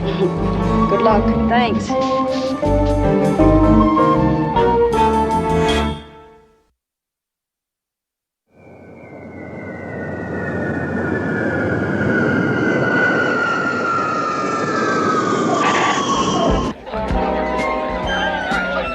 And a ginger ale.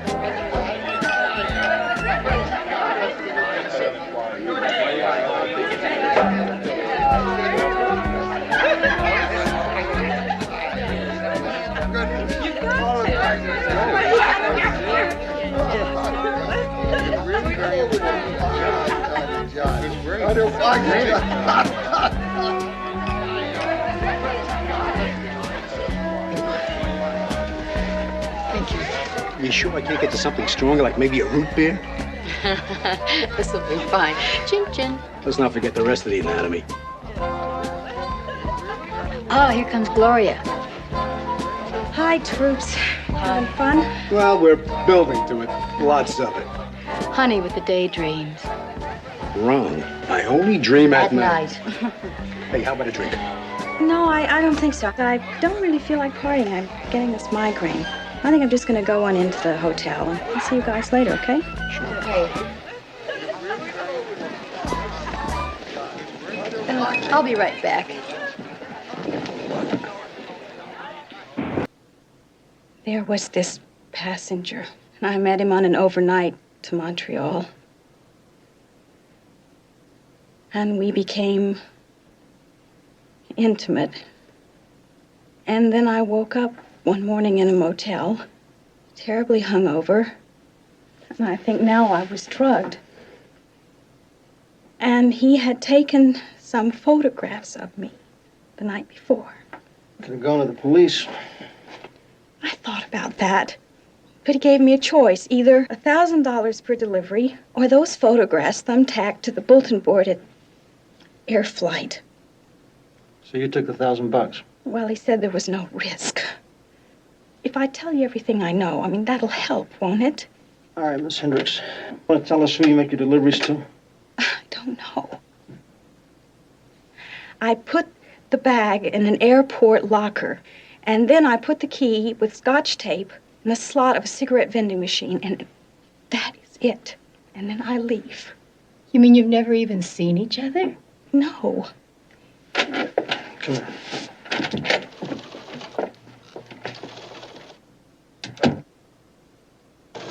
Now, look, I know what you got in mind, but somebody in this town's gonna know her. Maybe not. She was recruited in Vancouver. I'll be wired. If the roof falls in, you'll be the first to know. Okay. But first, we cut the junk down to 10% and make the switch. Then you're on your own.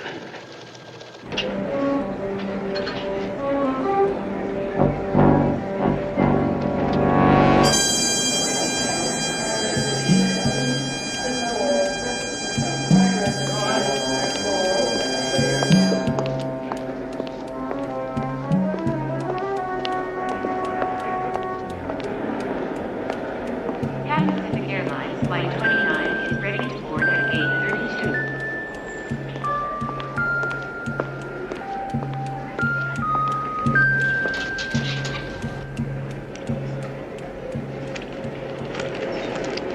32. Wrong locker.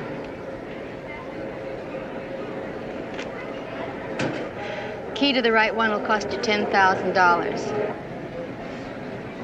Who are you? You know who I am. Listen, I'm just a messenger, man. I don't have any $10,000. Oh, I'd stay put if I were you. I guess there's no point in it, all right. If I don't show with the goods, they'll think I crossed them. Why don't you just tell them to give me my $10,000? Is she weird? 2 guesses. It's not that easy. It's only one way to contact them. Show me. Okay, come on. Will Mr. or Mrs. Edward James please report to Chief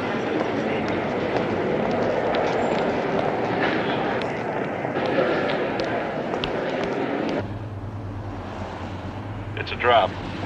A drop? Yeah, a place I leave the stuff to be picked up by someone else. I don't meet him, and he don't meet me. My only connection is a voice on the telephone that tells me what to do. This guy's a dead end, just like that Hendricks girl. Either that or he's a hell of an actor. All right, we'll leave a note with this drop telling them what I want and where to find us. By the way, what's your name? Oh, Harold Miller. Hi, Harold.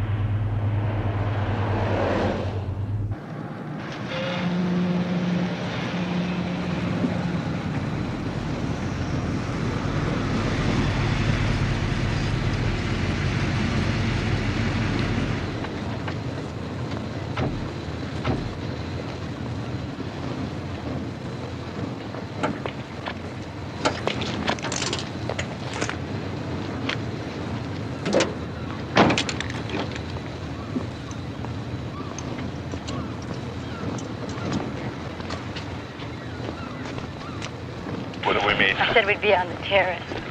Pete? Right.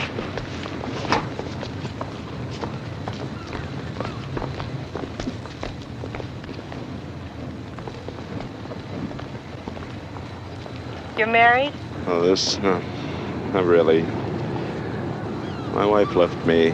She took the kids. What happened? I got into this trouble.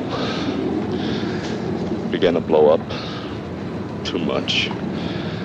I couldn't tell her about it. Guess she thought it was another woman. What was it? What it always is, money. My partner and I, we had this little factory. It's marine equipment. Things started to fall apart. Started to go under. We needed bread bad, so I borrowed from this loan shark. Dumb. Dumb. Yeah. Well, what do you know?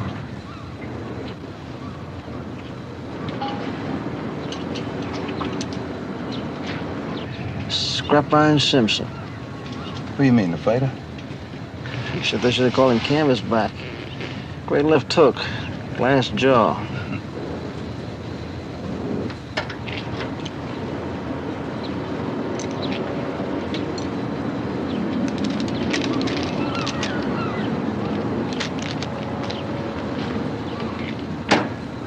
$25,000.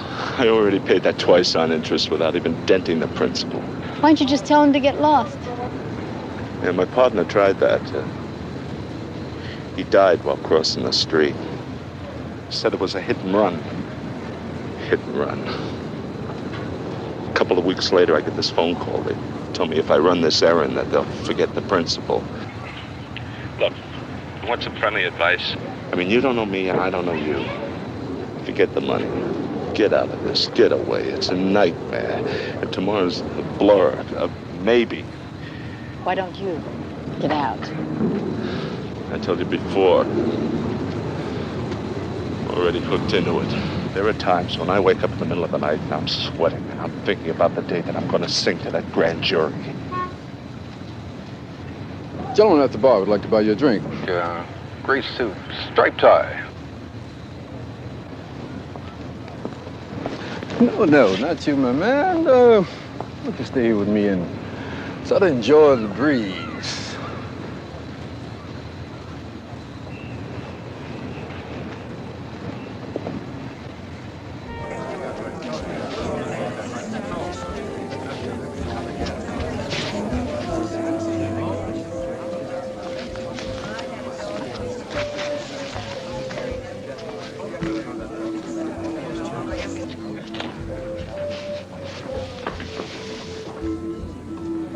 You're Gloria. He says, and she says, fly me. Want a drink? No, I'm here on business. What can I do for you, Gloria? You can listen to me very carefully. It finally penetrated my thick skull that I could go to jail forever for what I'm doing for you. So I decided I might as well be hung for a sheep as a lamb. You're trying to rip us off, Gloria. Not at all. I think 10,000 is... Somebody's gonna do it. You're forgetting about those pictures they took of you in Vancouver. I understand they weren't exactly art studies. Well, why don't you have a set made up for each of my friends and an 8x10 glossy for my mother? You put me on. It pays to advertise. You sold me, Gloria. Well, that was just the come on. Now I've got the real good stuff for you. Yeah, come on. The junk comes from Marseille. I could transfer to Canadian overseas. My boyfriend figures that somebody like you and I could make the pickup at the source and eliminate the middleman in Vancouver. I got a suite here. Let's go there and talk this all over. Love to. Yeah. After I get my money. All right. I want you to stay right here. Don't go away.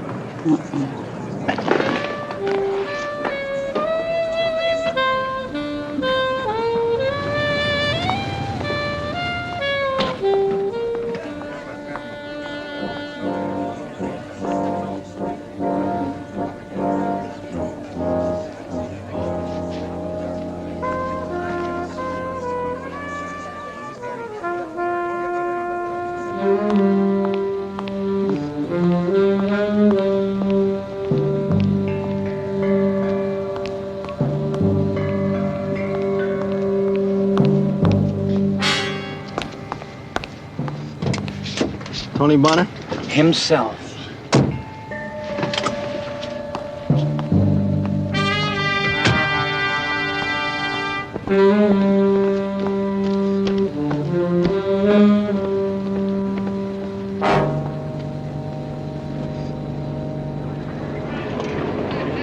Condominiums is a coming thing. I'm starting another in Rosewood tomorrow. When do you go public, Lester, so that we all can get a yacht like this?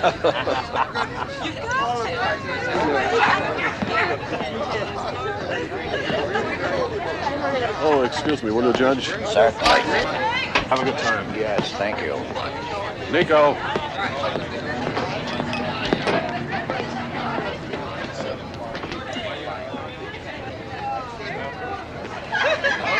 Did I tell you that you are the most gorgeous thing I have ever seen? I don't like it. It's the first time anyone's gotten to you. But we could use it. She's a very smart girl. Did Miller meet you too? Oh, Simpson. Listen, Miller, he's getting nervous. All right, mention that to Simpson. He's the one who mentioned it to me. Listen, by the way, this stewardess, she's a very foxy chick. You know, you're giving me ideas. Giving you ideas?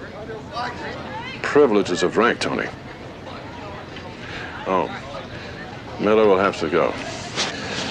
Here, 10,000. Tell her she gets the other half after delivery. When things quiet down, I want you to bring her aboard. Maybe after you talk to her, you'll agree with me that she's a... Tony, we'll see. After I interview her. All right.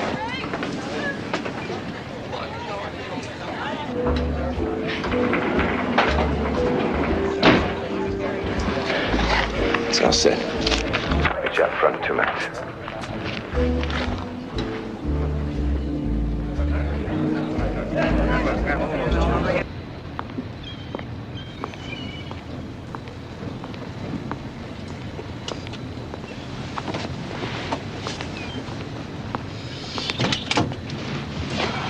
Big yacht. Don't know who he contacted went below, but the tub belongs to Lester Hummel.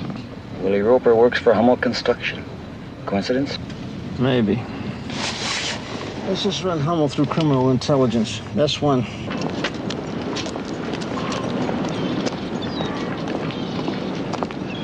Okay.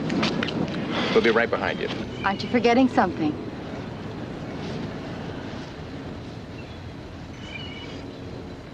You get the other half when you deliver.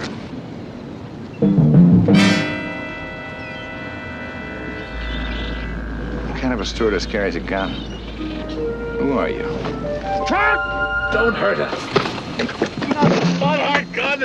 Hold it. It's mine. Oh, you ought to thank me for making him put it in my purse. It was making a bulge in his sweater a cop could spot a mile away. What if I got busted or something?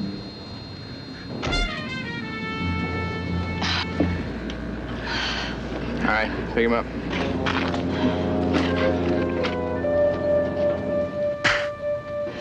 That's for messing up my hairdo. I'm sorry. You should be. Later. Maybe. Thanks for bailing me out with those creeps. Who are you? Name, rank, and serial number. Are you the police? That was just a joke. That gun was no joke. I told you I'm down here on business, serious business. Now, maybe I've seen too many movies, but I thought I ought to have a gun to protect myself, if necessary. Information from intelligence. Hummel, Lester, charged labor racketeering, New York City, 1959, acquitted. Charged embezzlement, construction outfit, Chicago, dismissed, lack of evidence. His company, Hummel Construction, borrowing $3 million from the Truckers Alliance Pension Fund, 1974.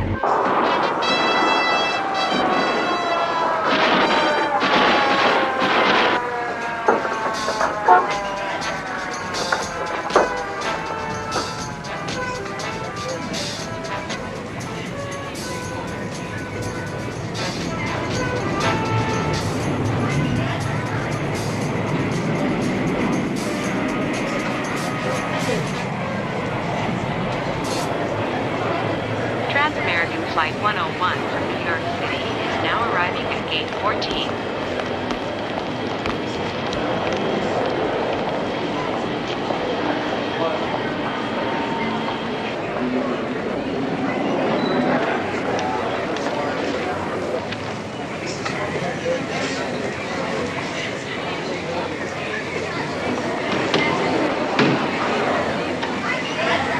Will all members of the Williams Travel Club please assemble in the Captain's Lounge?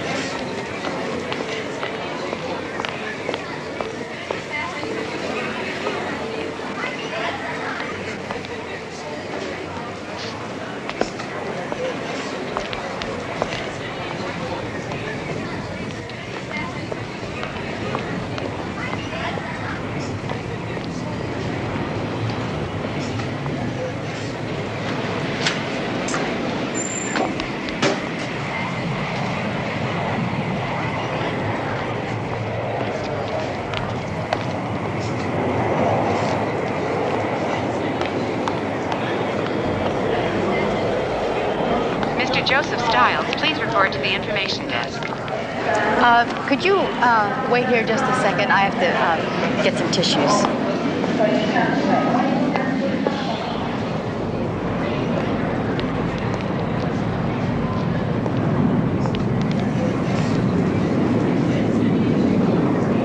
Hummel? Lester Hummel. Yeah, I know him. In fact, I tried to hit him up for a loan. He turned me down.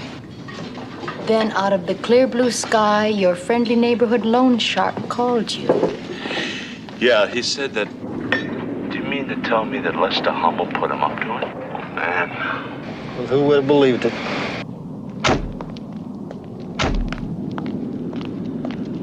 How do you know all this about Lester Hummel? I did my homework. I take it from here. You two go with him. I'll meet you later. Give me this. Oh, no. This deal is strictly COD. Until I'm paid, I stay with the merchandise. Give me the keys. Come on. Thank you.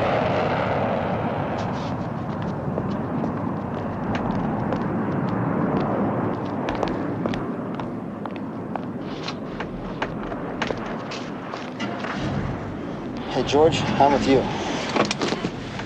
Yeah, I'll stick with Pepper. You two take Simpson and Miller.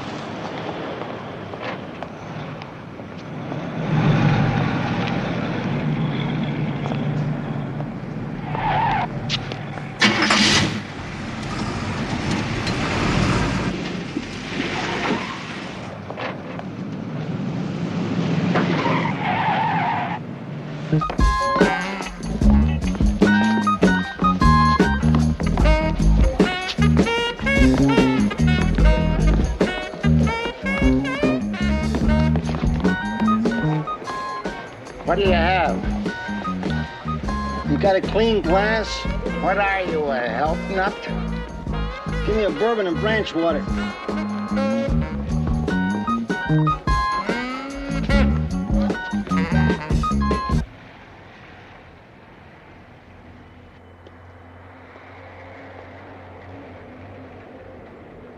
Where are we going? Just walk straight ahead.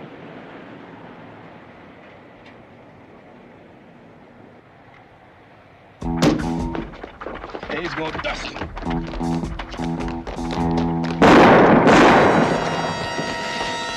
Police officer, freeze! Drop the gun. Drop it! Turn around, turn around. And slow, buddy. Slowly. No! Don't shoot him, we need him!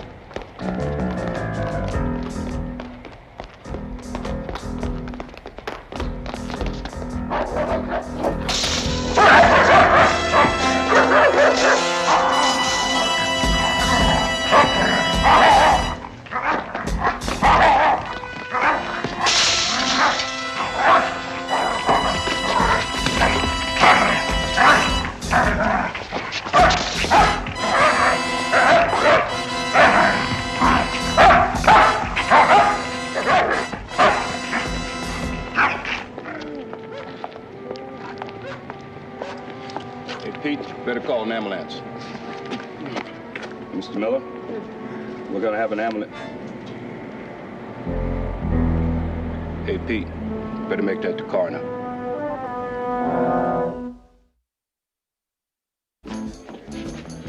We being stood up, lover?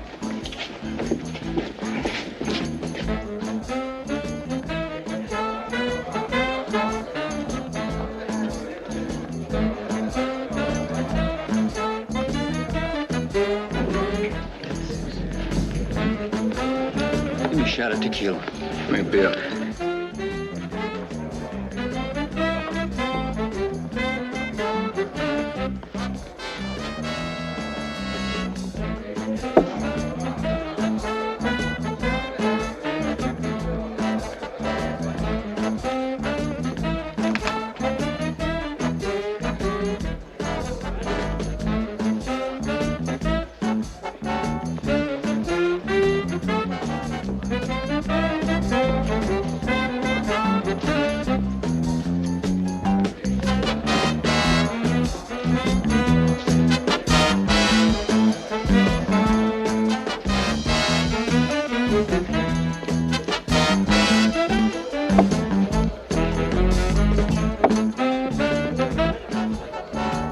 You still got the flight bag.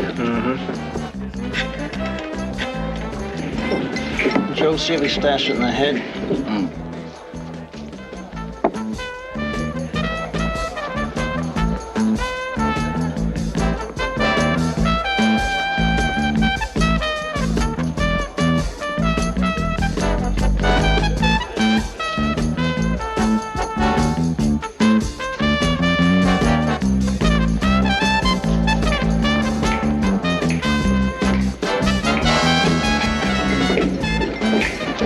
Still has it. I think he's setting up a meet now. Maybe he already did. You mean with him?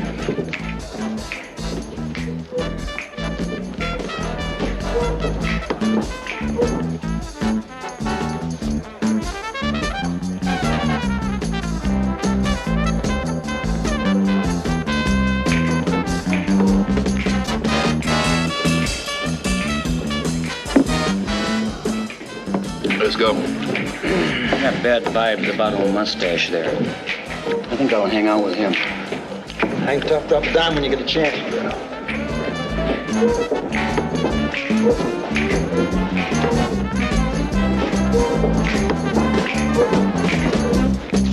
Where are we going, lover? Back to the marina. The marina? Why all that jazz at the bar? S1. Go ahead, S1. I'm requesting backup units. Stand by vicinity of the Marina del Sol restaurant parking lot. Tell them to await my signal before entering the lot. Also, have another unit meet Royster, assist in the surveillance at the bar.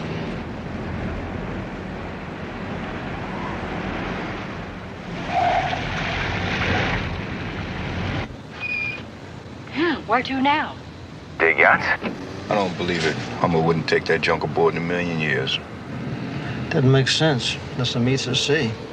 George, call in and have the harbor patrol stand by with a boat. Then have them move the troops up to here. And quietly. Let's go. That's it. You're about to meet the connection. He wants to talk to you about this Marseille idea of yours. Well, what about the other half of those bills? He'll give them to you. Oh, and, he's kind of a swinger, so he'd pay you to be friendly. You know what I mean? Yeah. Means you're a pimp. Ouch.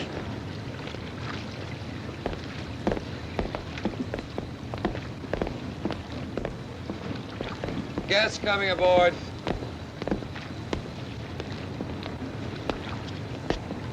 Captain, it's Gloria Hendricks, the little stewardess that's giving him so much trouble. Well, she may be worth it. Nice to meet you, my dear. You're a beautiful young woman. The word is detract. Sergeant, are you telling me that the money Bono wanted to invest with me came from the sale of narcotics? Well, that's shocking. That's a terrible thing. Does that mean the sergeant doesn't have to apologize? I'd like to search your boat. All right. So there's no further doubts. You want to search? Be my guest. Let's humor the little lady. What were you going to do with me, Mr. Hummel? Little fun and games before I got the Harold Miller treatment? Oh, come on, that's nonsense. Although I grant that Bono said he was going to bring along some swinging stewardess. Who expected the rest of her payoff for delivering junk? Still nonsense. You thought with your big yacht and all your money that I'd succumb to your manly charms. Bill? So what? Some torn bills. With serial numbers, how unpleasant for you if they match those that Bonner gave. That was an illegal search. Oh, that was perfectly legal, man. You gave your consent. I can even quote you. Be my guest. Let's humor the little lady. I just didn't know you had that much humor.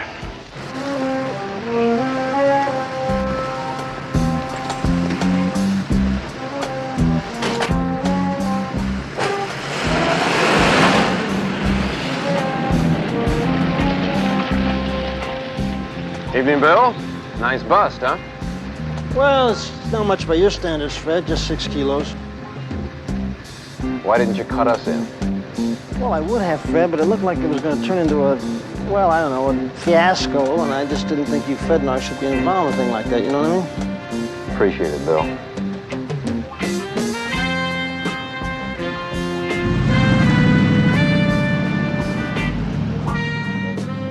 funny with the grin. Yeah, how about that?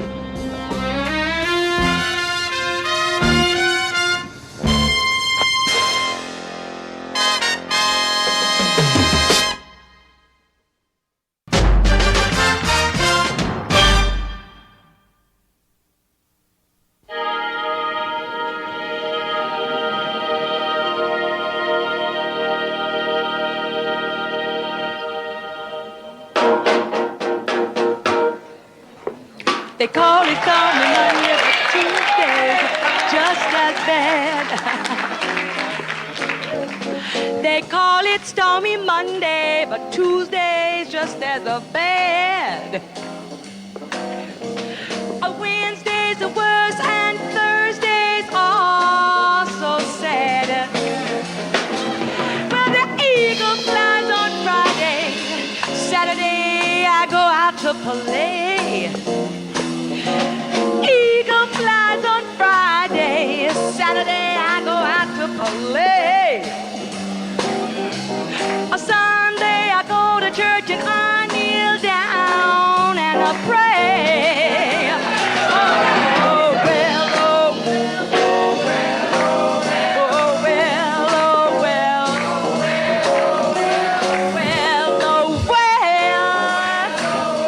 oh, well, oh, well.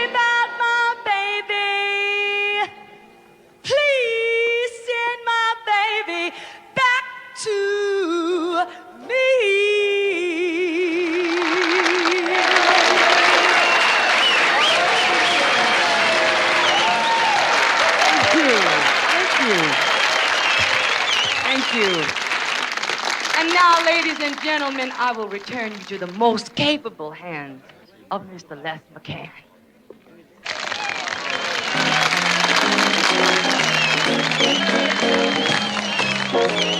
Oh, that was Fantastic. great. Just great. Oh, well, I thank you, one and all. And I thank you, my dear lady, for making the best introduction ever. Oh, and you sure know how to pick 'em for me, Linda. Oh, well, Billy, he's a real swinger. I a think Friday night, last I've got- night was a bit much for him. Straight soda. Just to keep the senses in balance. Now look, as of tomorrow, we are all gonna have ourselves a ball. We're gonna party like crazy, but tonight I gotta go. Oh, yeah. Our mystery man here, it's the good life, high times, and then he fades away for about a week. You'll just have to get used to it, Ben. We've all gotta make a living now, don't we? Oh, come on. Now, any man who knows a girl for a week and gives her trinkets like this has got to make a pretty good living, huh? What is it you do? Come clean. You want me to come clean? Yeah. All right, I'll tell you. I like to make beautiful women happy. I'll see you both in a day, so. I wouldn't miss it. Ciao, darling. Ciao. It's a shame, you know. He's really, he's a nice guy. Yeah. Well, thanks, Linda. Oh, tell Crowley he owes me $200 when he scores.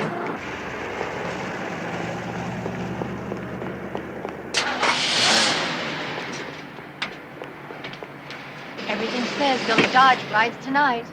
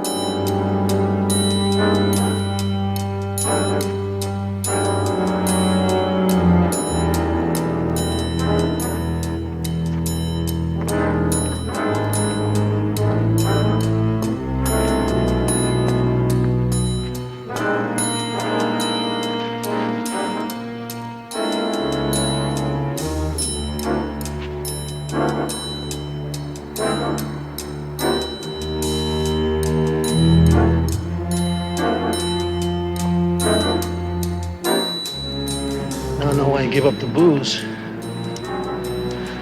Hey, Joe. No wonder everybody's been going bananas trying to figure these out. Take a look at that.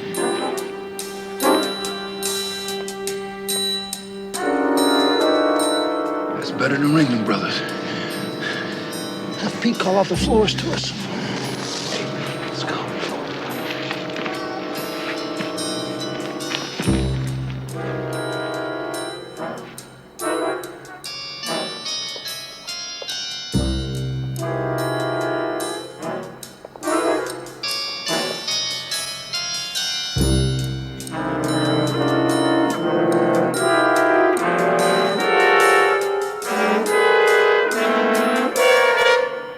Impossible. This building is burglar-proof. What do you think we have all this equipment here Then how for? come this wonderful burglar-proof building got hit 3 months ago? Well, that's what you get when you depend on a computer. I guess something went wrong. And that's just what's happening now, my friend. Outside? That's impossible. But true. Hey, lady, wait. All right, now you give me the pass key. Well, okay. But you got to sign in first. Oh, how come he didn't?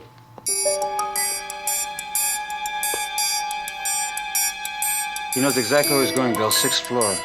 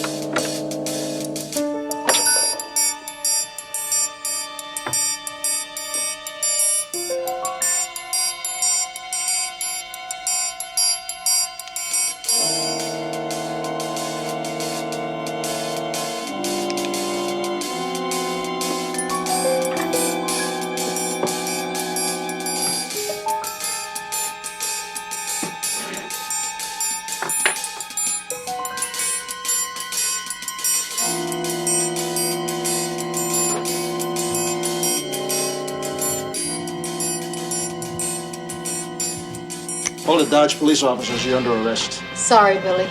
You're busted. Yeah, that's right. This is my first bust. But it's sure not your first job, huh, Dodge? Look, I don't think I ought to say anything about that. Too bad the owner wants this thing back. You have to admit it. Did look fabulous on you. It would look fantastic on my new purple dress. We got $2 million in gems, outstanding from 6 other jobs. And you know something? They're all in your MO, Billy.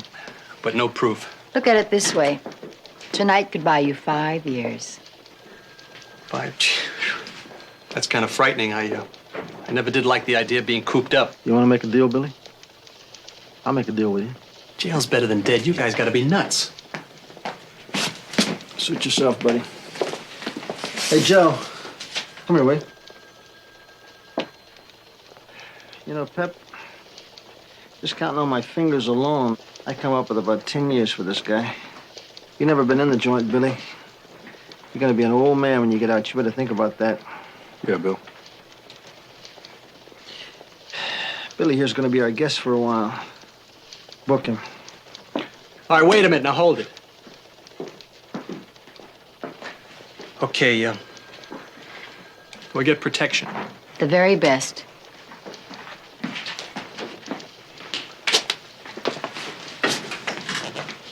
Okay, who's your contact? Paul Nicastro. He sets up the jobs, pays me, and unloads the goods. Who's his connection? The receiver.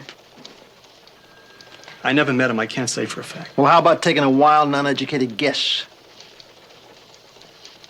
Some guy in San Francisco. Not Jake Schulman. The skimmer. Day lives in San Francisco under a mask of respectability as a philanthropist, political contributor, a socialite. 10 years ago, this guy was connected with the top levels of organized crime. He was a top laundryman. And now we have Mr. Perfect Citizen. Listen to this. This guy has a chain of jewelry stores, very exclusive.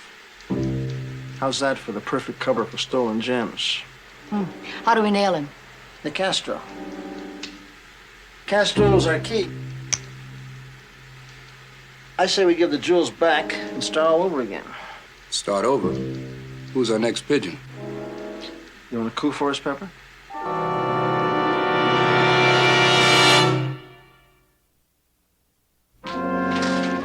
Oh, look who's coming.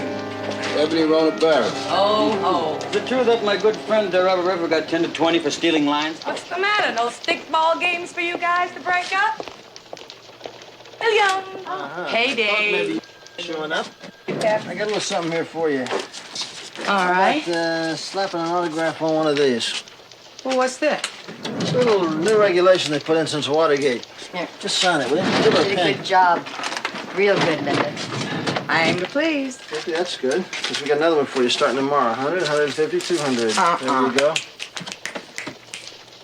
You're all alike, aren't you? And tomorrow is no good because tomorrow happens to be Wednesday, and that, as always, is my day of work. See you Thursday? Have I got a choice? No. Hey, Pep. Thursday. Take good care of him. I like his green. Yeah. Hey, Linda. Lindy.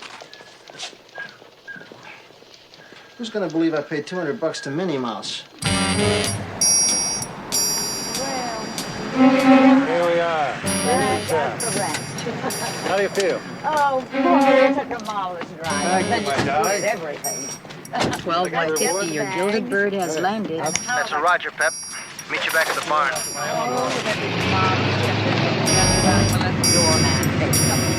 Oh, Paul, you know, it's a lovely weekend. I loved every minute of it. Thank It was you. just glorious.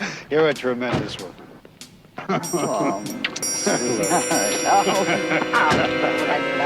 you want the doorman for this? Yes, let me. Why should you? You wouldn't happen to be Mrs. Drew by any chance, would you?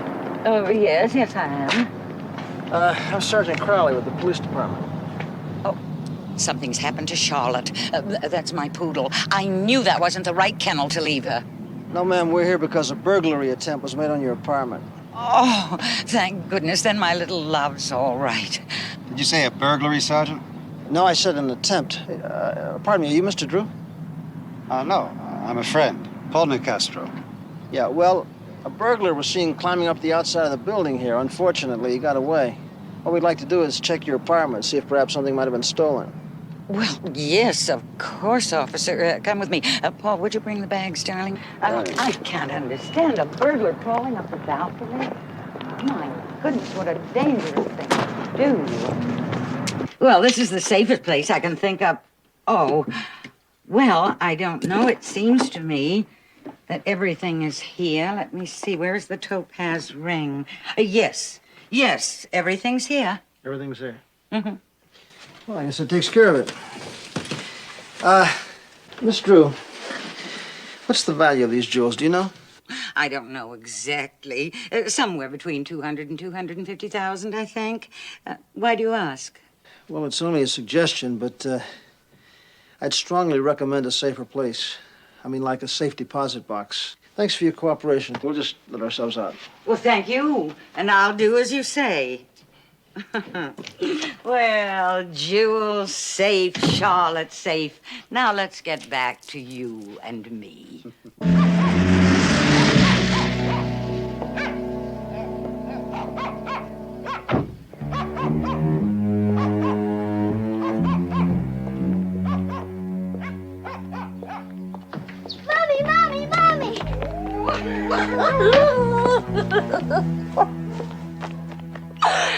Oh, how's my sugar plum princess? I got something to show you. You do? What? Oh, no, let me guess.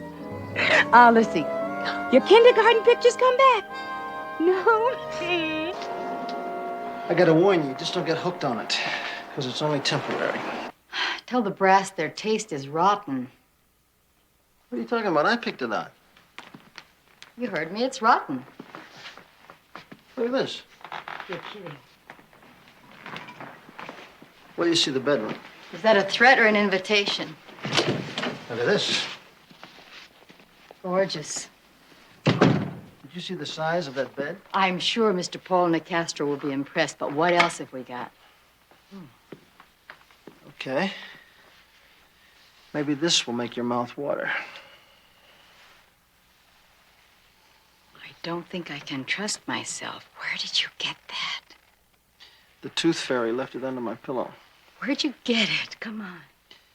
The insurance companies. They thought they might use it as a decoy to get the $2 million back. Can I put it on? Sure, we're in good health. I've never seen anything this big. Just don't forget that this little trinket is worth $100,000 and my neck is on the line for it, okay? I love it. Kid, I spare no expense. Everything here, top drawer. Just tell Mr. DeCastro to watch his cigarette burns. I can hardly wait to hold you, feel my arms around you. Crying out loud, you guys. It's too much noise. Bring it down a little bit so we can give her some good feeling in the song. You know where to come in? Yeah, I know what you last It's on time. E flat chord. Right, okay. One more time. Come on. We can get it. We get it. Jean, Jean, shake it thing, shake it thing. I can hardly wait to hold you, feel my arms around you. How long have I waited just to love you? Now that I have found you, don't ever go. You got it. Don't ever go.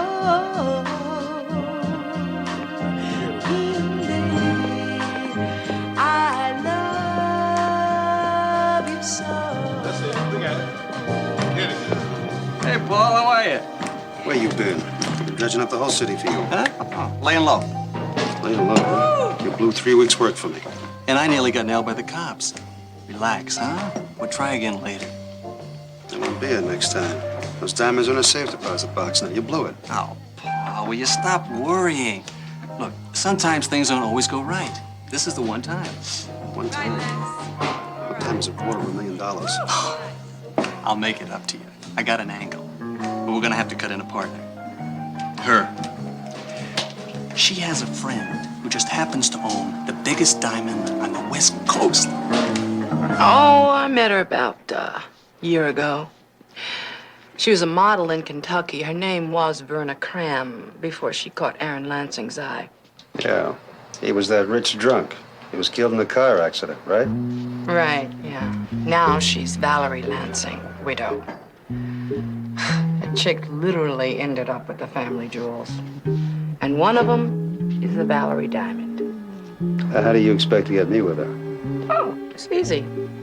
She gets convinced by me that you like to do the freak spots, maybe have a few little kinks yourself. She'll grab at a date.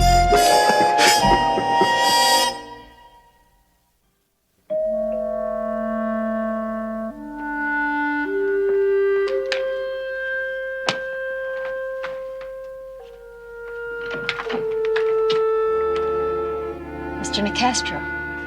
Oh. Come on in, Paul.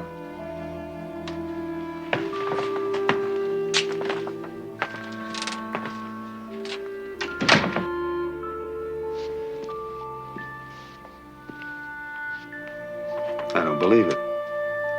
What? You. Linda said you were beautiful, but you really are beautiful. Mr. Nicastro really knows how to talk to a lady. When a lady looks like you don't have to talk. Would you like a drink? No. Let's go. Where do you want to start? Well, I'm more interested in where we finish, but why don't we have some dinner and then just to warm up, we'll go to a few out-of-the-way places. Like? Like, The Den? Oh, How about Dirty Marys? oh, Huh? good. I Is that hate right? straights.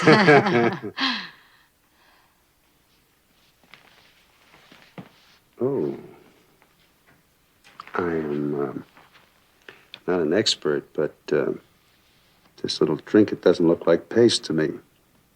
You have a good eye. It's real. You better believe it. But the places we're going to, if you want to stay in one piece, you better leave it home. Good idea. I'll be right back.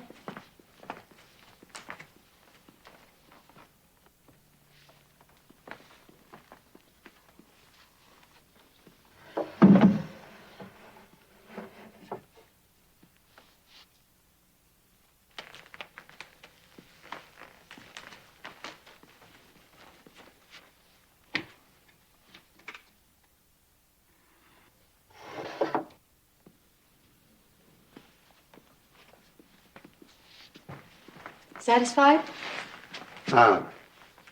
Yeah, looks good. You're fantastic. Now, would you like some duck à l'orange? I know a great place on the west side of town. Take us about 20 minutes to get there. Oh. We'll have a beautiful dinner.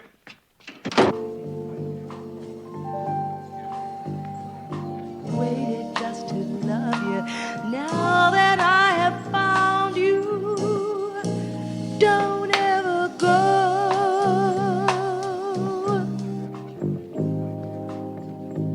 I love you so.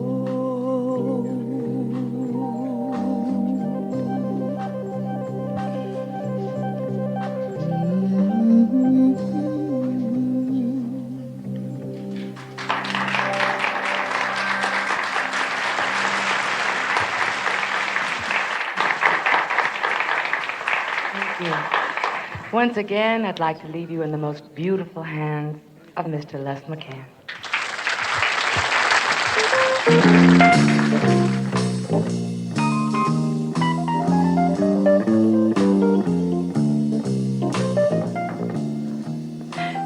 Great. How's my dating service working out? Couldn't be better. You ain't seen nothing yet, baby. Oh. Waiter, another white Russian for the lady.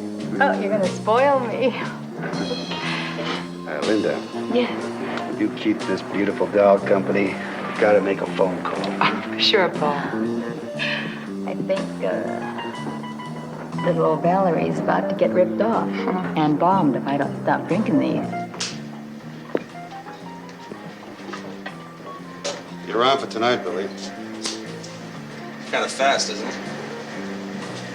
It'll make up for the 3 weeks you cost me on that Mamie bimbo. I left the balcony door open for you. She won't be suspicious.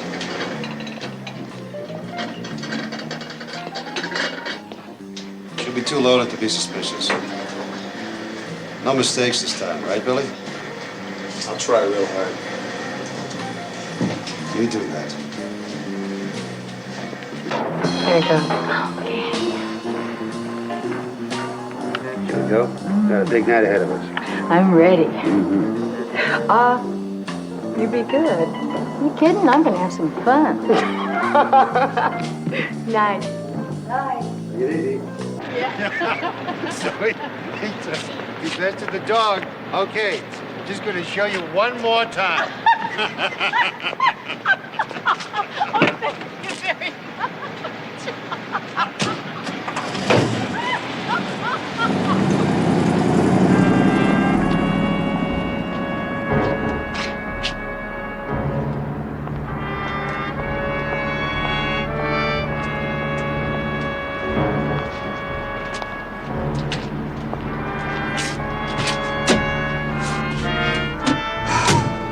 I got to go ahead. Here. Why don't you consider the job done? Yeah, that's beautiful. This rock is a thing of beauty. I figure it's gonna bring us about 40,000. 60's more like it. No, all or nothing. This little gem does not leave my body until the bread is on the table. Baby, you don't understand. The man, he's not gonna like it. The man ain't got no choice. Now, do we or don't we? Well, if the man says okay, then the both of you are gonna have to fly to San Francisco with me. Part 2 of the conspiracy coming up. 12Y50 to base. Base to 12Y50. Go. Joe, make reservations on the 4:30 flight to San Francisco, okay? Hey, Joe, you better notify the folks if they're on our way up. Okay, that's a Roger. You know, we might have to spend the night. Now get one thing straight, Crowley. No X-rated motels. I promise. Just because it's the city by the bay, I ain't going wading in any waterbeds. Got it? Spoil sport.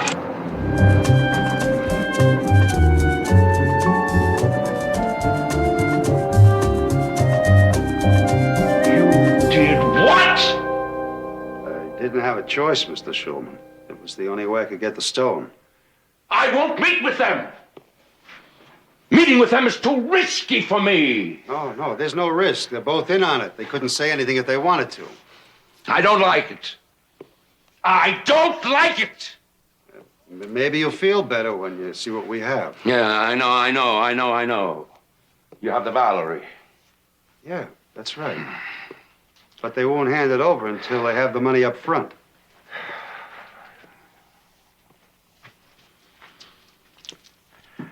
All right. We meet. But my way. Now get out.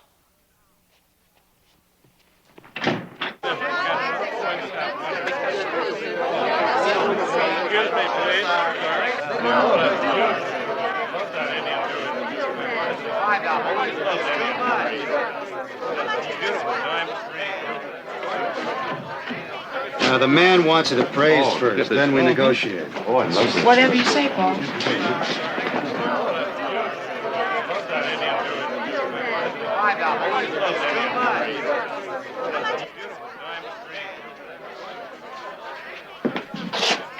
Mr. Jacobson? I can help you. Yeah. We'd like you to make an appraisal.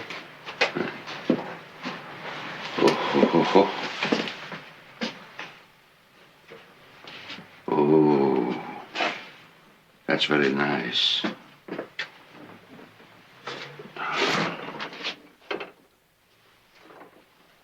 Oh, that's exquisite. You shouldn't be walking around with such an expensive stone. I don't intend to. Would you care to put a price on it? It could be difficult to turn over. I'm sure you understand that. That depends on how difficult. Let's say 35,000. Oh, that's ridiculous. Linda, I said I'd handle this, right?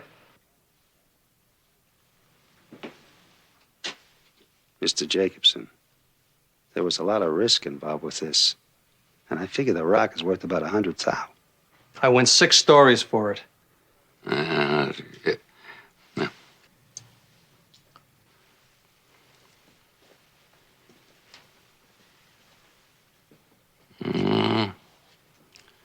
Maybe my client would go 40,000. That's very high. 60 or nothing. I said I'd handle this, right? 60. That's the bottom line. And if I said 50? You ain't said it yet. That's all my client authorized me to offer. 50,000. They'll take it.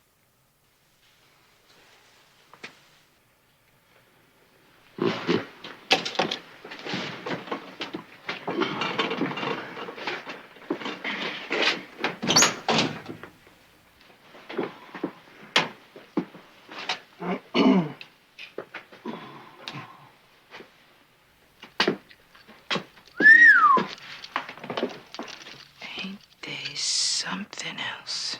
They should be. All of them handpicked by Billy Dodge. Hey, Billy, you got a loose mouth. Just loose enough to make a case. Let's do it.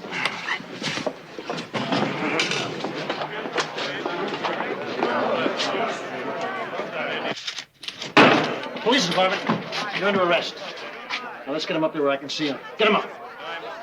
Schumann and Nicastro have each posted a $50,000 bond and will remain free until next Tuesday when they appear in Division 100 of the San Francisco Superior Court. Well, that's all very interesting, but I didn't drop in to have the paper read to me, William. Don't you ever think of anything besides the almighty buck? What's he know, huh, Peps? I do wish you'd take us up on the security until after the trial. Got my own thing to do. And I don't want no army of cops cramping my style. Now the almighty bucks, William? I tell you something. I want to put at least 2 men on you for your own good. Ah, then you just lost yourself a witness because that wasn't part of our deal. Linda, I am thinking of your welfare. Fine. Then give me the bucks and my welfare will be secure. You want to sign that, Minnie? Hey, this is only half. That's right. It's $1,000. That's all the insurance company was a pop for until after the trial. You wouldn't have had anything to do with that, would you? You know he did. He wants you safe, Linda. Let us put you with Billy Dodge. He's in a safe house. Then we'll shoot you up to San Francisco on the day of the trial. Pass. And William, if I see any shadows behind me other than my own, I'm not testifying. You think I'm bluffing, you try me out. See you guys in court. You know as well as I do, Bill. Schulman is not going to get himself convicted if he can help it. I can't force a tail on her. All I know is if something happens to her, that sure as hell blows our case. Do you know an Olivia de Havilland? All right. 25,000. But for both of them. And Billy Dodge is number one. Well, look, that's what you're being paid for. All right. All right. What do they say? They took the contract. And if anyone can find Billy Dodge, they can. And the girl. Well, maybe we'll get a break. Excuse me, Mr. Schulman. There's a I'm man... busy, Miss Blake. Never too busy to see me, Shulman. One step at a time. That's right. That's my big girl. Okay. Sit down. Sit. Whoosh! Hello, sugar. What do you want? I just want to talk. Mommy, who's that man? He's just an acquaintance, honey. Go over by the swings and you stay there. You stay right there until I get back.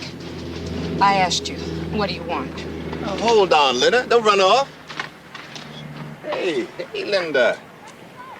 Now, baby, you could have told her that I was her daddy. You might have sowed the seed, Alex, but her daddy you're not. It's cold, baby. Very cold. It was meant to be. Now what do you want? Baby, when a man just gets out the joint, he needs a lot of money. And you want to know something? You're going to help me get it. Don't even dream about it. You know, Alex, you and I were a very long time ago. It's over. I've even forgotten the word heroin, Alex. Baby, I ain't interested in that. I don't care what you're interested in. Don't you ever look here. Ever. Linda, listen to me. I'm looking for a man. And he's worth a lot of money to me. Second story dude, Billy Dodge. Forget it. Cops got him. Now, hold on.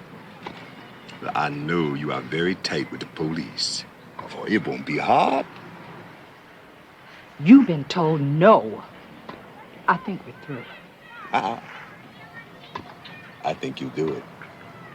As a matter of fact, I know you'll do it. Trudy. Trudy. No. Trudy!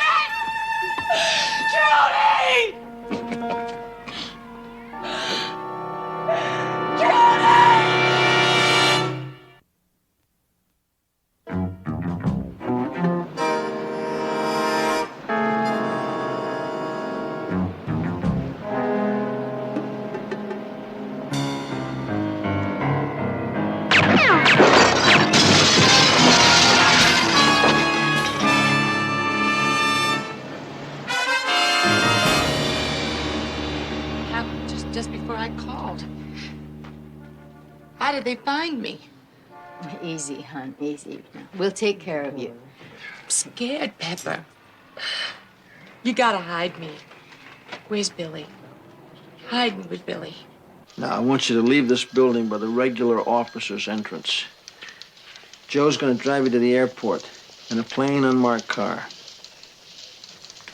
Flight 602 will get you to San Francisco at 3 o'clock. The PD there will pick you up. You'll stay at the Alton Arms until the morning of the trial. Now, are there any questions?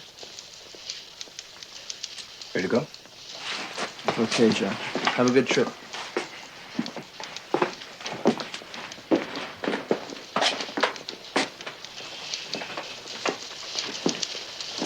Well, we got your decoy en route. You feel better? I think we'll all feel a lot better when we get out of town. Somebody means business. Yeah, well, I want you both to be careful.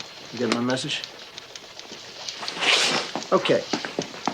Why don't you play it back to me, Pep? We take the Pacific Coast Highway to Monterey, check into the motel by 7, and in the morning I give you a call. Is that where we meet Billy? No, you'll connect up with Billy in the undercover operation tomorrow morning, someplace between Monterey and San Francisco. And then?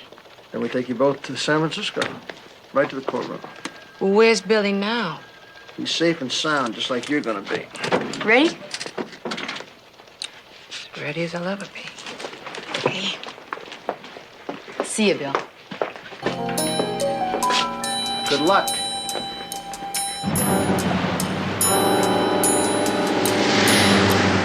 You know something? What? You're rotten company. I'm sorry, Peps. My mind was a million miles away. I know. I was just trying to cheer you up. I know. I'll just be glad when this is over and I can get back to my regular routine. And those special things, huh? What do you mean?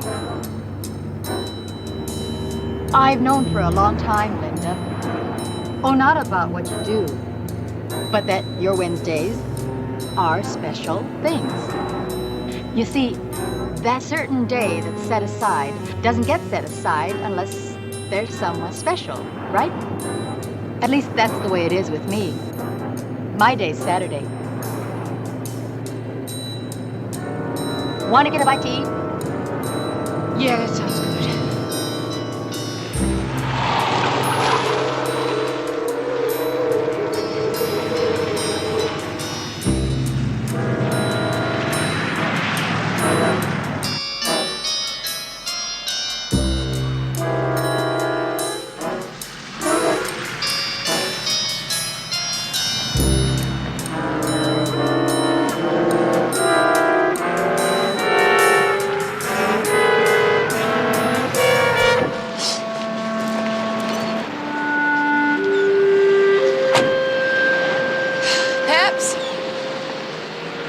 Someone? Huh? A special person. Does he mean a lot to you? Oh, very, very much. I'd guess about as much as your Wednesday person. Would I be prying if I asked? Yeah, but it's okay. Nothing very mysterious. I have a little sister. She's autistic, and she lives in a special home. They take very, very good care of her, and they love her a lot, but she really doesn't know, well, who she is or where she is. And that's your Saturdays, huh? I don't think she recognizes me, but I keep hoping that maybe enough love and care will help.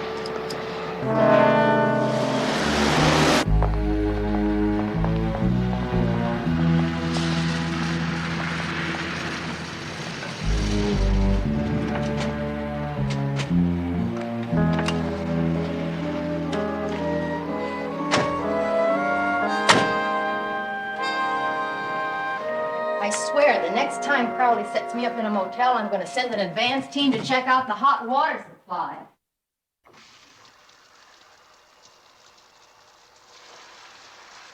Peps? Yeah. If, anything ever happened to you, what would happen to your sister? Oh, well, I don't like to think about it. She wouldn't have even the chance at life she has now. You love her very much, don't you? Yeah, very. Aha! Steam!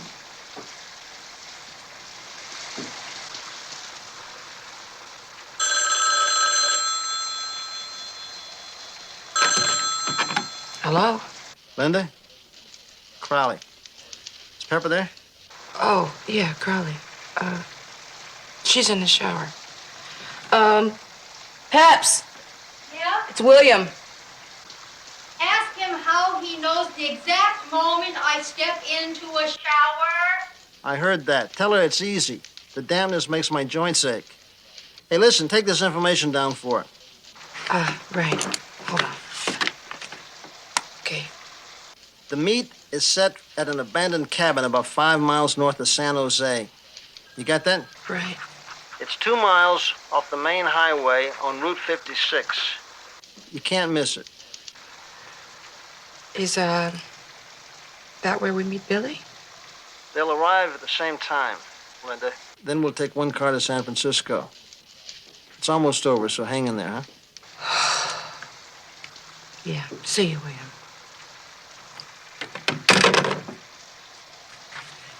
Peps? Mm-hmm. Got all the information. Good. Now we got the information. What about the coffee? Oh, there's a machine outside. I'll get us some. Good.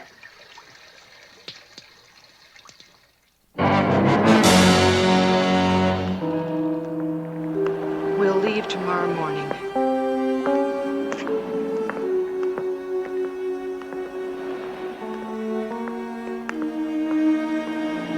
An abandoned cabin, 5 miles north of San Jose, 2 miles off the main highway on Route 56. And Billy Dodge will be there. You will be. And now, when do I get my daughter back? As soon as the job is done. All I got to do is make a call, and she'll be delivered to you safe and sound. And the policewoman with me? Oh, well, now, the policewoman is your excuse, not to testify. Excuse? Oh, yeah, baby. You see, when Billy Dodge and your policewoman friend is killed, well, you're going to be so terrified, so shocked, that you won't want to testify. Will you?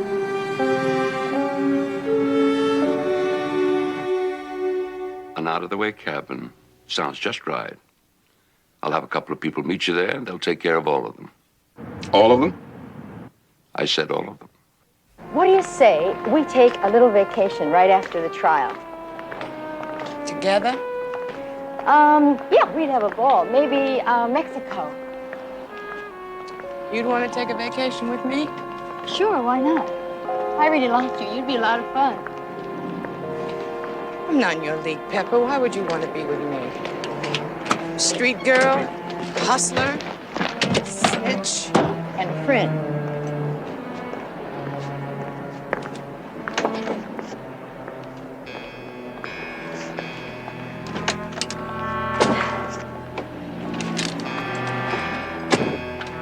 Peps, I ain't got no friends.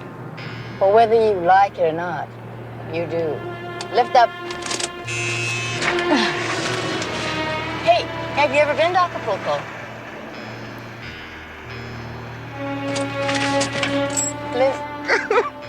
Linda? Hey, what is it? What's wrong?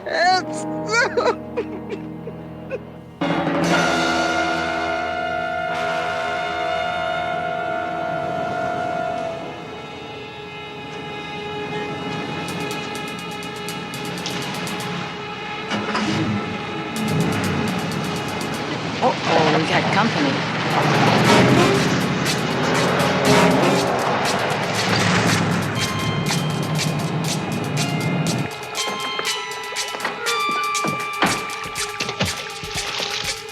Come on, Billy. Getting late. Let's go inside. Move. Let's go.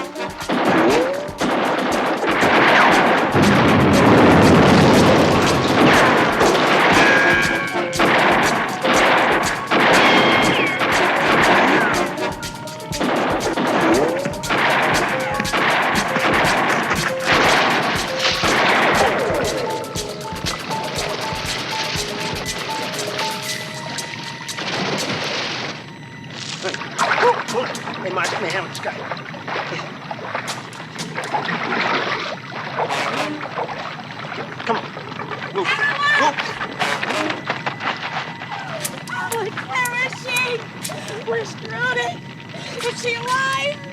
Alex, Alex, please. Happy, Happy. Don't die. Where? Happy.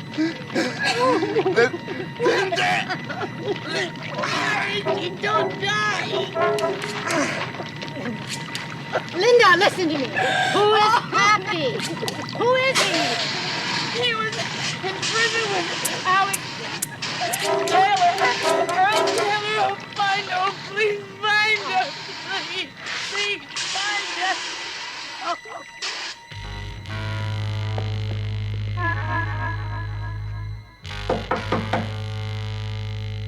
Who is it? Gas company, we got a report you have a leak. I didn't call no gas company. It's an emergency, we gotta check it. Police!